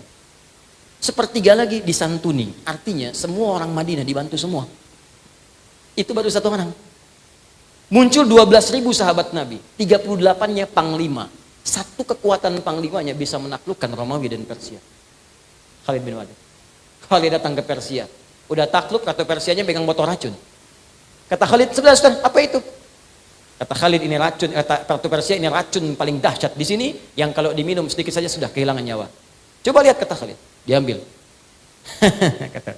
Ketawa Khalidnya. Tabassama dhahika. Bismillahi la yadurru biismi syai'a, dengan nama Allah tidak akan ada yang memberikan madarat kecuali dengan izinnya. Diminum sampai habis. Begitu diminum dibuang botolnya. Nggak ada apa-apanya. Apa komentar Ratu Persia pada saat ini? Riwayat benar, baca sejarah. Kata Ratu Persia, kalau ada jenderal seperti ini sudah nggak akan bisa ditaklukkan dimanapun. Satu kekuatannya. Pelajar, oh udah jangan dilihat. Anda melihatnya Ali bin Abi Thalib sahabat Nabi, gali lagi, coba telusuri sejarahnya. Bagaimana pengetahuan beliau? Bukan cuma Quran hafal, ahli balaghah, ternyata pakar matematika juga. Buka tafsir Al-Jawahir karena Syekh Tantawi Jawahari. Lihat jilid terakhirnya. Di situ ada matematika Quran. Bagaimana sahabat Ali bin Abi Thalib menyelesaikan persoalan matematika dengan ayat Quran? Ada. Itu diikuti kemudian oleh orang-orang setelahnya. Al-Ghazali, Al-Kindi, Al-Farabi, ya, Al-Khawarizmi, Ibnu Sina, dan seterusnya. Itu bikin mereka. Sehingga banyak penemuan itu terinspirasi dari Al-Quran. Contoh, siapa penemu atom? Mana anak UGM? Mana UI? Mana anak kampus? Siapa yang ikut kimia di sini? Saya belajar dulu kimia. Ya, baca, dan saya senang kalau libur saya pergi ke toko buku, saya beli tuh buku-bukunya. Kalau saya ketemu anak kampus, saya tanya, Anda belajar apa? Saya jurusan ini Ustaz, ajarkan saya pelajaran Anda, saya ajarkan Anda apa yang Anda inginkan. Siapa penemu atom? Bukan John Dalton, Anda salah baca. Penemu atom pada mulanya bukan John Dalton, penemu atom Jabir bin Hayyan. Pada mulanya. Jabir bin Hayyan menemukan atom saat meneliti besi. Dari mana meneliti besi? Saat membaca surah 57 Al-Hadid. Surah besi. Sampai di ayat 25, wa anzalnal hadid, sampai ayat 26-nya. Dibaca, dilihat, penasaran. Kami turunkan besi dari langit. Ada besi turun dari langit. Meteor kan? Ada sebagian dari besi turun. Diambil bagian dari besi itu, dibawa ke lab kecilnya di rumah, dianalisis. Sampai ditemukan turunan terkecilnya, sampai ke atomnya. Karena itu sampai sekarang, atom besi itu kan Fe rumusnya. F besar, E kecil, ferum namanya. Ferum. Berapa nomor atomnya? 26. Setiap atom pasti punya isotop untuk menjaga kestabilan atom. Isotopnya itu rata-rata 4. Isotopnya besi itu Fe 55, 56, 57, 58. Yang paling stabil 57. Surah 57 ayat 25 sampai 26. Surah besi Fe Al-Hadid. Asalnya di situ. Sampai yang menemukan rumusan asal pesawat terbang Ibnu Firnas, ada semua. Sampai yang mengkonfirmasi dari mulai notasi syair jahiliyah. Itu punya notasi dulunya. Makanya orang belajar adab itu menemukan arud, di arud ada notasi. Apa notasinya? Bentuknya bahar namanya, ada 16. Ada tawilun lahudun al-bukhuri fadailu fa'ulun mafailu kifanab kimin dzikru habibin wa manzili bisaqtili wa baida dakhuli fahawmali Rajas, mustaf'ilun, mustaf'ilun, mustaf'ilun, mustaf'ilun, mustaf'ilun, mustaf'ilun. Sauti sofiri lil-bulbuli, hayyaja qalbi thamili, al-ma'u wa zahru ma'a ma zahri lahzul muqali. Fa anta ya sayyidi wa sayyidi wa maulali, fakam tayyumuni ghuzailun uqayqali. Qataftuhu madwatin fi hadha ar-rajuli, faqala la la la la faqad ghada muharwili. Wal walad wali ya wailadi, faqultu la tuwalwili, fabayinu lu'lu'ali qala tawhina kadhain wa dhul muqali. Kahatan kakailali tabuli. Ayo ulangi. Rajas ditemukan orang Islam setelahnya jadi ilmu, Pak. Rumusan tadi tarik jadi alfiyah, jadi nazam. Rumus yang sama Rajas Muzdawaj. Yang tadi jadi alfiyah. Kalamuna lafdun mufidun kastaqim wasmun wa fi'lun thumma harfunil kalim wahiduhu kalimatun wal qawlu am wa kalimatun biha kalamun qad yu'am bil jarni wat tanwini wan nida wa al wa musnadin lismi tamyizun hasal bita fa'alti atat wa ya if'ali wa nun iqbalanna fi'lun yanjalli. Hafal 1002 bait, paham Anda pakar nahwu dan saraf. Jadi ilmu. Cuman saat Quran ditinggalkan, ini ditinggalkan, balik lagi ke notasi musik. C D F G A B C G A B C D F is G D F is G A B cis D A B cis D F is gis A F is gis A B cis dis E B cis dis E is gis ais B fis gis ais B cis dis ais bis dis ais bis gis ais bis cis judi itu situ. Nah itu. Ini cuma jadi ilmu tuh. Naik mereka, makanya syahidnya di Quran surah 3 ayat 110. Kuntum khaira ummatin ukhrijat linnas. Karena itu, kenapa kita mesti kembali ke Quran? Karena ini hidup kita ada di sini. Ada semuanya. Tiap hari kita cuma itu yang dibaca itu aja, anas lagi, subuh sampai dengan isya. Qul a'udzu birabbin nas, qul a'udzu birabbin nas. Salah sih enggak, cuma kajiannya mana? Makanya dikabulkan oleh Allah, mimpi ketemu jin terus gitu. Nah, jadi ini bagian yang pertama untuk menunjukkan bagaimana kita mesti hidup bersama Al-Quran. Apa pentingnya Al-Quran? Sekarang dari sisa waktu kita ada sekitar 15-20 menit lagi. Bagian terakhir yang kita bahas. Yang mau sampai Isya silahkan saja, saya tidak paksakan ya. Cuma saya jam 11 mesti selesai. Sekarang pertanyaan besarnya, Ustadz kami sudah paham, Quran itu pedoman. Kami yakin Quran bimbingan. Kami yakin Quran bisa membawa pada kemakmuran. Pertanyaannya bagaimana kami mengambil isi Quran itu untuk diterapkan dalam kehidupan demi mendapatkan tadi yang telah dijanjikan. Baik. Sekarang kita masuk pada puncak bahasanya. Ada 3 jenis cara berinteraksi dengan Al-Quran. 3 cara. 1 disebut dengan qiraah. Qiraah. Terambil dari kalimat Al-Quran, kata perintah di surah 96 ayat 1. Iqra. Qiraah.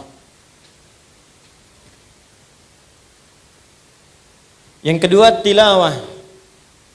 Terambil di antaranya kata perintah di Quran surah ke-29 ayat 45. Utslu ma uhiya ilaika minal kitab. Yang ketiga tahfidz, hifdz, zikir. Quran ke 54 ayat 17 ayat 22 ayat 32 ayat ke-40. Tahfidz. Untuk hafalan.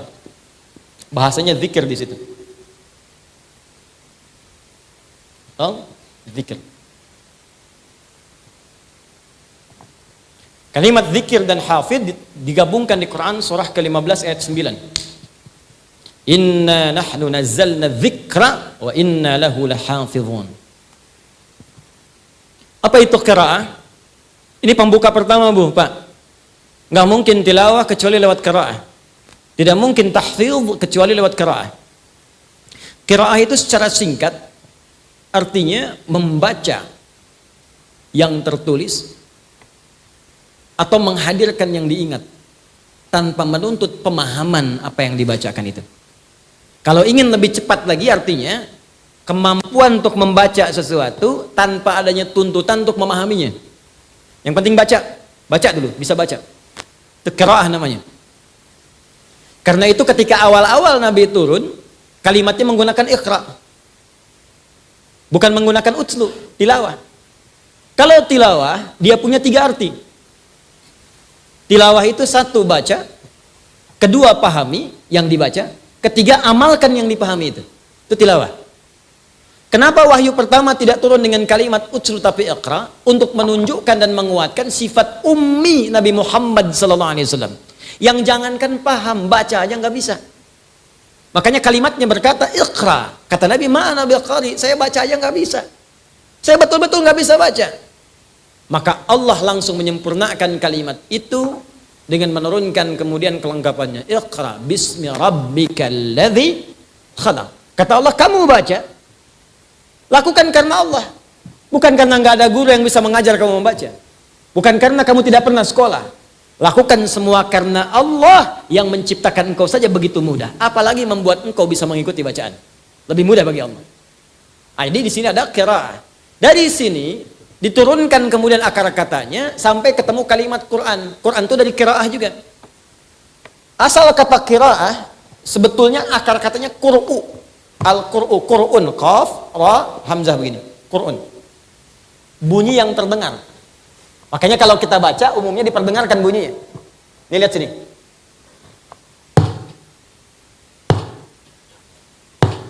Kedengaran? Quran. Kalau sengaja diperdengarkan supaya terdengar sekali pendengaran, maka berubah dari Quran jadi qiraah namanya. Alhamdulillahi Rabbil Alamin. Sekali. Tapi kalau terus dibacakan, terus diulang-ulang tanpa bosan, terus begitu, maka dirubah jadi sighah mubalaghah, Qur'anun. Quran. Kalau ingin diberikan kekhususan, yang ini bukan yang lain. Spesifik yang ini, hukumnya punya hukum sendiri, cara bacanya punya cara sendiri, kenikmatannya beda dengan yang lain. Tambahkan alif lam ta'rif di depannya sehingga menjadi ma'rifah. Al-Qur'an. Kenapa disebut dengan Al-Quran? Karena kitab ini, kitab yang dijamin oleh Allah akan terus dibacakan oleh siapapun yang beriman kepada Allah tanpa pernah bosan. Dan dia punya hukum sendiri, punya cara sendiri, dan punya iramanya tersendiri. Makanya orang jahiliyah pun, walaupun mereka paham irama sampai 16 rumus, tidak pernah menggunakan irama mereka untuk dibacakan Al-Quran. Contoh, madid, mufa'alatun, mufa'alatun, fa'ilatun, jadi syair. Tala'al badru alaina min thaniyatil wada'. Tapi mereka nggak pernah gunakan itu untuk baca Al-Quran. Anda pernah dengar nggak orang Arab baca Quran begini? Wadduha wal laili idza saja. Nggak ada. Padahal ya mereka yang punya iramanya. Makanya nggak bisa irama tertentu dipakai baca Quran, itu mustahil. Nggak mungkin dan rasanya akan nggak enak. Kalau mau coba-coba ya silakan saja, cuman sholatnya bubar. Imam di Jogja, Nurul Asri, membaca Al-Fatihah menggunakan versi Manuk Dadali. Iyyaka na'budu wa iyyaka nasta'in. Bubar salat. Makanya ngaji itu penting. Kalau orang ngaji nanti muncul langgam ini karena nggak belajar. Itu poinnya. Qiraat penting belajar, tapi juga ilmu penting masuk. Kalau tahu ilmu, ngerti cara bacanya. Balik ke sini. Ini bukan bicara boleh nggak boleh juga, ada kepantasan di dalamnya. Jahiliyah, jahiliyahnya Abu Jahal nggak baca itu dengan kalimat yang beda. Jadi kalau yang sekarang baca agak aneh. Mungkin kalau dia bangun lagi kaget juga itu. Ya. Ini qiraat satu. Karena itu kita diminta baca. Ayo baca Quran baca. Ilmu untuk mempelajari qiraat disebut dengan tajwid namanya. At-tajwidu lughatan al-ityanu bil jayyidi wa istilahan ilmun yurafu bi aqwa mustaqim sifati wal mududi wa ghairi dzalika katarqiqi wa tafhim wa nahwihima ma ghayatu ilmi at-tajwid ghayatu bulughun nihayati fi itqani lafzul qur'ani alamatul qiyam min hadratin nabawiyyati as-sahiyyati wa qila ghayatuhu sawnul lisani al-khata'i fi kitabillah ta'ala. Paham? Tidak. Tajwid itu secara singkat membaca dengan baik dan benar. Panjang-panjang itu aja mananya. Supaya bagus bacaan, benar bacaan, tajwid. Makanya orang dulu belajar tajwid itu bagus benar, tidak muncul tahsin. Kenapa ada tahsin sekarang? Karena cara bacanya tidak baik dan benar. Saya mau kasih rahasia sebentar ya, untuk berbagi saja. Ini diantara kita saja. Jadi kalau kita baca Quran benar, belakang kedengaran nggak? Baik. Jadi kalau kita baca Quran betul 20 ayat saja, kesananya mudah. Tinggal gharib muskilah saja. Jadi kalau kita benar bacanya, belajar dengan tajwid, sabar 20 ayat saja. Itu kesananya itu akan mudah. Karena Quran itu unik. Allah itu subhanallah, Allahu Akbar, maha sayang sama kita. Jadi makhrajul huruf, ada huruf 29 itu. Kalau keluar itu dibagi 3. Ada yang paling ringan, disebut harful hawa. Itu ada 2, ada yang menyebut 3. Alif, hamzah, ha. Dia nggak ada sekat.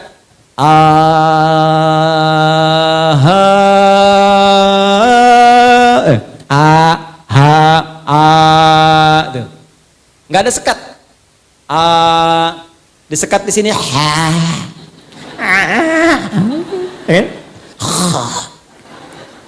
Jelas.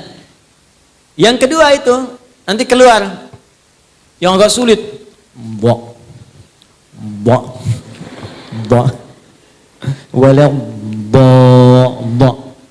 Tengah-tengah.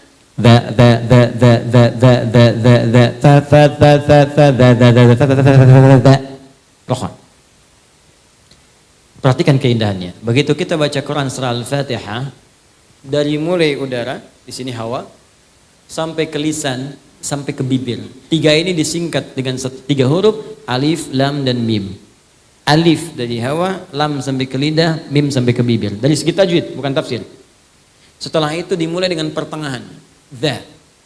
Alif, lam, mim. Dha. Dzalikal kitabu la raiba fih. Dha. Dibiasakan lisan. Asalnya gini, dha, lidahnya nggak keluar. Tapi kalau mau mulai gampang, keluarin dulu dikit. Dha, tutup. Dha. Nah, dha dengan dha, kalau sudah lancar, nanti dha. Allah pertemukan dengan za, karena sering tertukar. Ya. Dha, za,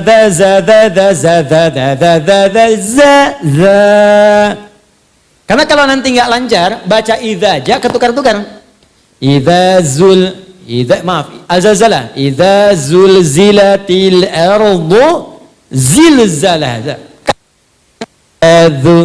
Apalagi ada yang ijajul jilatil ardu jilat tuh.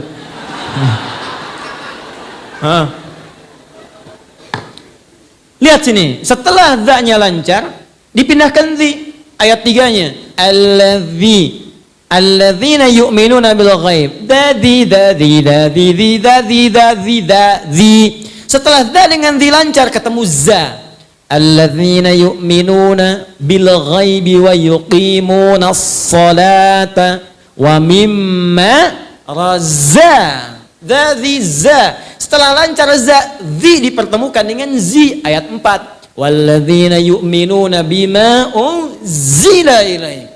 Kalau udah lancar sampai ke 70, 71, ketemu semua di situ. Fa, sa, ha, ada semua. Qala innahu yaqulu innaha baqaratul la dhalulu tuthirul arda wa la tasqil hartha musallamatul la syiyata fiha. Qalu al-ana ji'ta bil haqq fadhabahuha wa ma kadu yaf'alun. Kalau udah itu lancar, tinggal gharib muskilah. Makanya kalau Anda ngaji ketemu guru yang ketat, berbahagia, itu tandanya Allah menginginkan Anda mengaji dengan benar. Baca ta'awudz bu, a'udzu a'udzu billah, la bukan la. Masya Allah, 1 jam a'udzu aja tuh.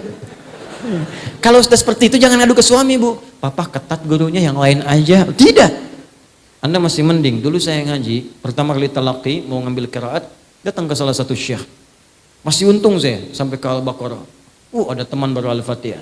Bismillahirrahmanirrahim. Hasbuk ya bunai, cukup, pulang dulu ya, nanti kesini lagi. Anda jauh-jauh dari Bekasi ke Jogja, baca bismillah, suruh balik, besok kesini lagi, datang lagi nggak? Ternyata guru itu hanya melihat di mana kekurangan lisannya. Seperti Anda belajar TOEFL, dilihat di mana kekurangannya, besok sudah diperbaiki. Itulah qiraat supaya benar, dan saat Anda baca pun berpahala. 1 hurufnya berapa? 10. At-Tirmidzi nomor hadis 2010. Man qara'a harfan min kitabillahi falahu asyru hasanat. Siapa yang baca 1 huruf dari kitab Allah dapat 10 kebaikan. Walam aqul alif lam mim harfun. Saya tidak katakan alif lam mim 1 huruf, tapi alif sehuruf, 2 lam sehuruf, Mim sehuruf. Walikulli harfin asyru hasanat. Setiap hurufnya 10 kebaikan. Jadi kalau Anda baca alif lam mim, berapa huruf? Dapat berapa tuh? Anda hitung biasa 30. Ngitungnya jangan begini ya. Jangan begini ngitungnya. 1, 2, 3 itu hitungan manusia biasa. Menghitung pahala kebaikan. Lihat di hadis Muslim, Anda ke masjid saja, baru nyampe belum ngapa-ngapain, itu sudah dapat 25. Jarak satu ke dua 500 tahun. Dua ke tiga 500 tahun. Makanya kalau seharian Anda ngaji rugian, Anda kehilangan berapa lama pahala? Saya cuma ingin katakan begini, coba ingat dosanya berapa banyak. Ingat dosanya berapa? Maka cari amalan cerdas. Yang paling gampang nutup dosa yang ringan-ringan itu ya baca Quran. Dosa hari ini berapa ya Allah? 9 kali saya salah. Kan dihitung 9. Satu huruf. Nun. Masih untung 1. Itu tukang hitung. Kalau belum lancar bahagia 2 kali pahala lancar. Walladzi yatata'ata wa huwa syaqqun 'alaihi falahu ajran. Kalau ada orang terbata-bata berat mengucapkan hurufnya 2 kali pahala orang lancar. Bismillahirrahmanirrahim. 2 kali. Orang dapat 19, 90 dia kali 2. 380. Insyaallah. Oh, kalau gitu saya nggak lancar aja Ustaz ya Om. Cara berpikir yang salah itu pahala diapresiasi karena kesungguhannya yang lancar merubah dirinya ditemani malaikat. Makanya kalau orang rajin baca Quran itu di samping ada malaikat. Bahasa hadisnya ma'asyafaratil kiramil bararah. Maksud kiramil bararah itu kalau Anda benar baca Qurannya dijaga oleh malaikat kemuliaan menjaga Anda berbuat baik. Jadi kalau ahli Quran itu benar walaupun dia baru baca itu akan merubah hidupnya pasti baik. Jadi diarahkan oleh malaikat.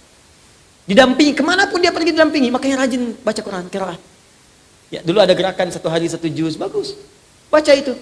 One day 1 juz, one day 2 juz. Baca. Nanti kalau Anda nggak percaya silakan baca dulu aja. Nih saya ajarkan gini ya, kalau mau ringan. Supaya nggak berat bacanya. Kita ambil Al-Baqarah 1 sampai 141.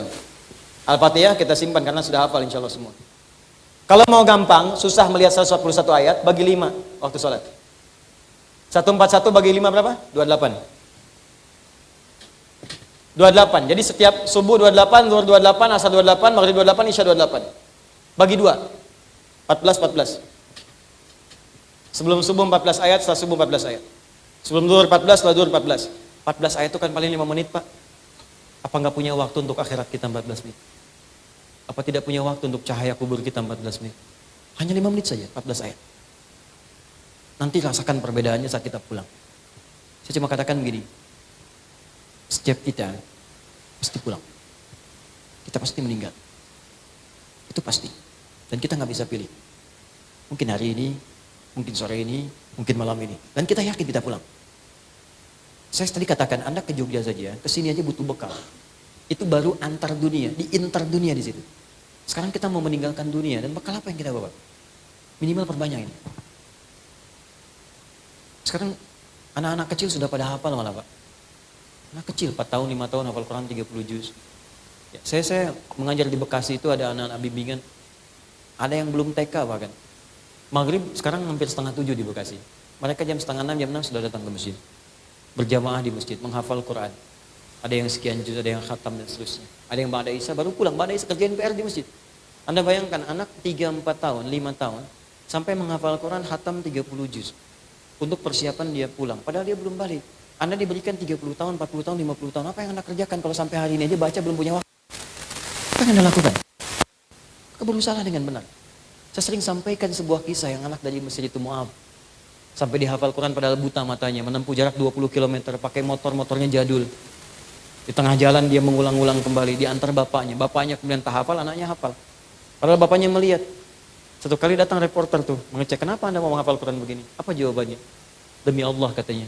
Ini sebagai persiapan saya pulang menghadap Allah. Saat saya berjumpa sendirian dengan Allah. Ayah tak menemani lagi, ibu nggak ada lagi. Saya akan berkata kepada Allah pada hari itu, ya Allah, saya sudah berusaha menghafal Quran dalam keadaan mata saya buta. Kalau bekal ini belum cukup mendapatkan ridhamu untuk ke surga, mohon kurangi hukuman saya di neraka dengan Quran yang telah saya hafalkan ini. Seorang anak buta menghafal Quran untuk membawa persiapan bertemu dengan Allah. Lantas apa persiapan kita untuk kembali?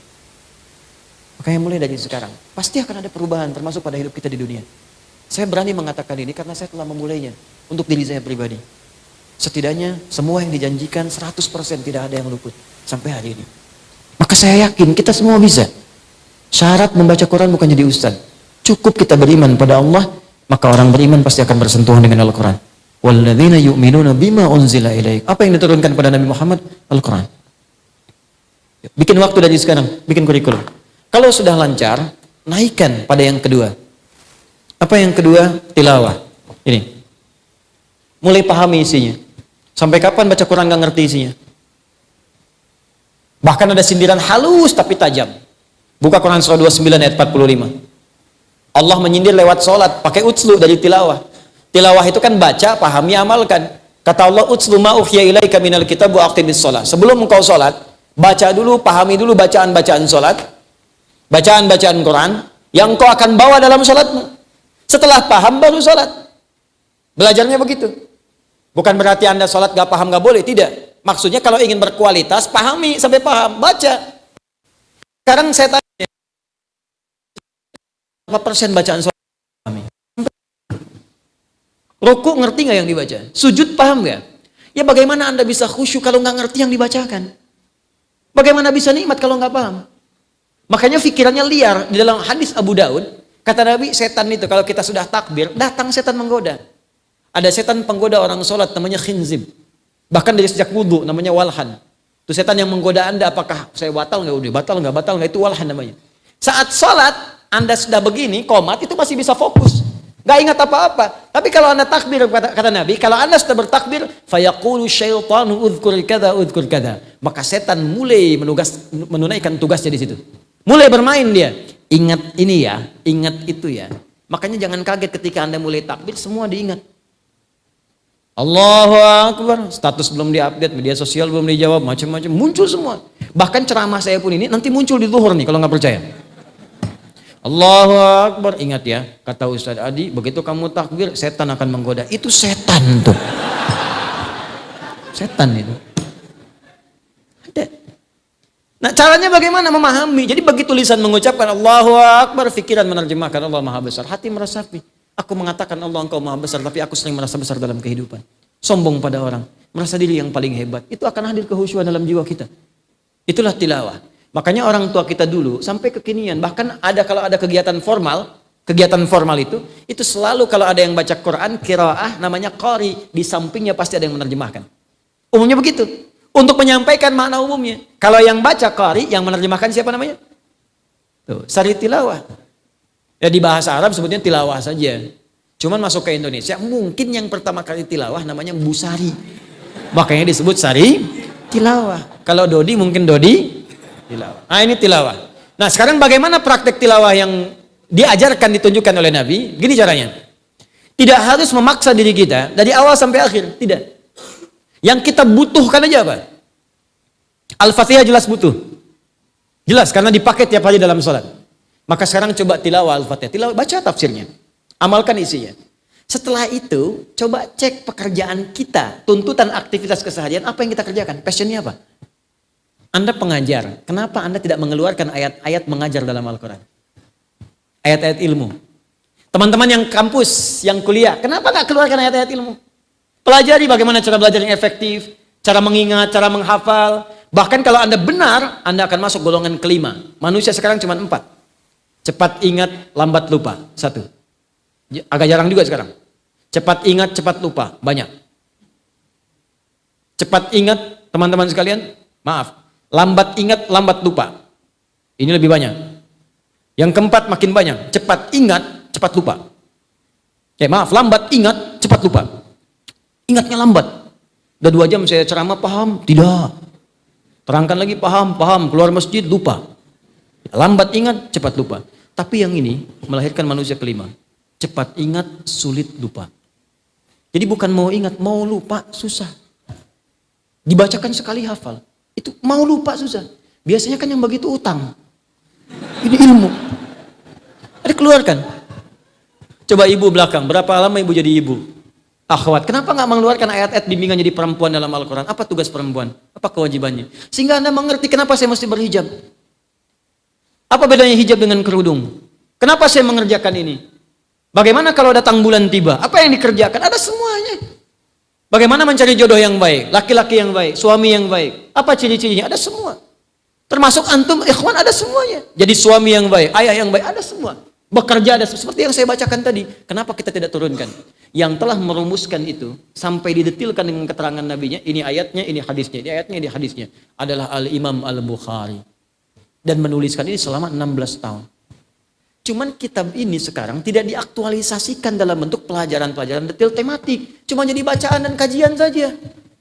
Nama kitabnya apa? Al-Jami As-Sahih Al-Musnad Al-Mukhtasar min umuri Rasulillah sallallahu alaihi wasallam wa sunanihi wa ayyamihi. Itu nama kitabnya. Coba ulangi.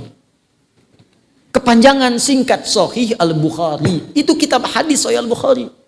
Itu nama lengkapnya tadi Al-Jami. Kitab ini komprehensif.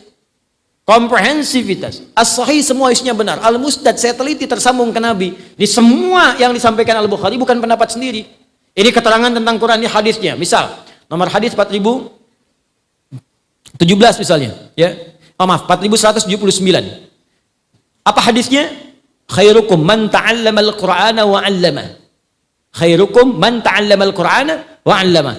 Saya teliti kata Al-Bukhari, ini dari mana ketemu dari Nabi? Ditemukan jalurnya. Saya menerima dari Hajjaj bin Minhal, Hajjaj bin Minhal menerima dari Syu'bah, Syu'bah menerima dari Alqamah bin Marthad, Alqamah bin Marthad menerima dari Sa'ad bin Ubaidah, Sa'ad bin Ubaidah menerima dari Uthman bin Affan dan Ali bin Abi Thalib dari Nabi sallallahu alaihi wasallam. Sampai diteliti ke situ. Saya pastikan semua dari Nabi. Min umuri Rasulillah sallallahu alaihi wasallam. Semua isi kitab saya ini, semua kegiatan Nabi SAW yang saya bisa rangkumkan. Wa sunanihi, dan sunnah-sunnah yang bisa kita ikuti, wa ayyami, dan keseharian selama 24 jam.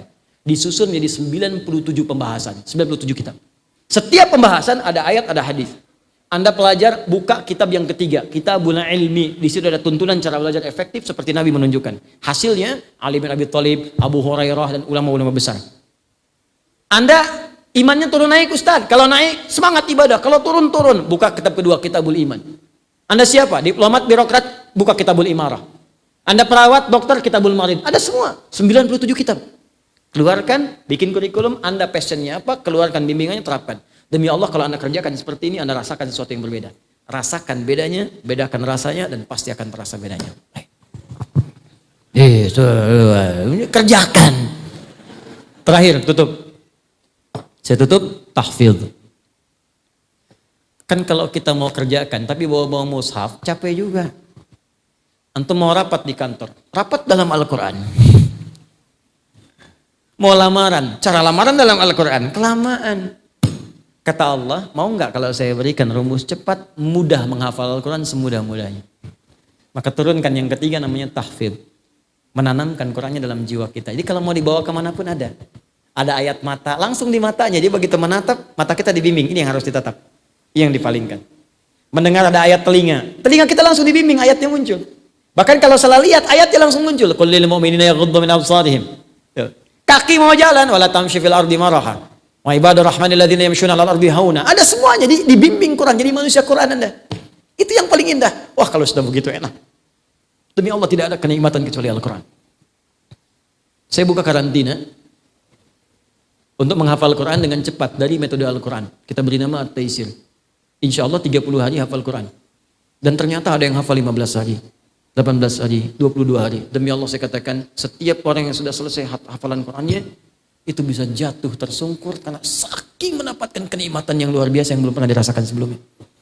Nangis, terus telepon ibunya, wah Pak, saya bayangkan gini aja Pak ya, Anda punya anak 4 tahun, ajarkan surat Ad-Duha, baca dia. Anda pulang dari kantor, anak itu sedang membaca Wad-Duha wal-laili idza saja.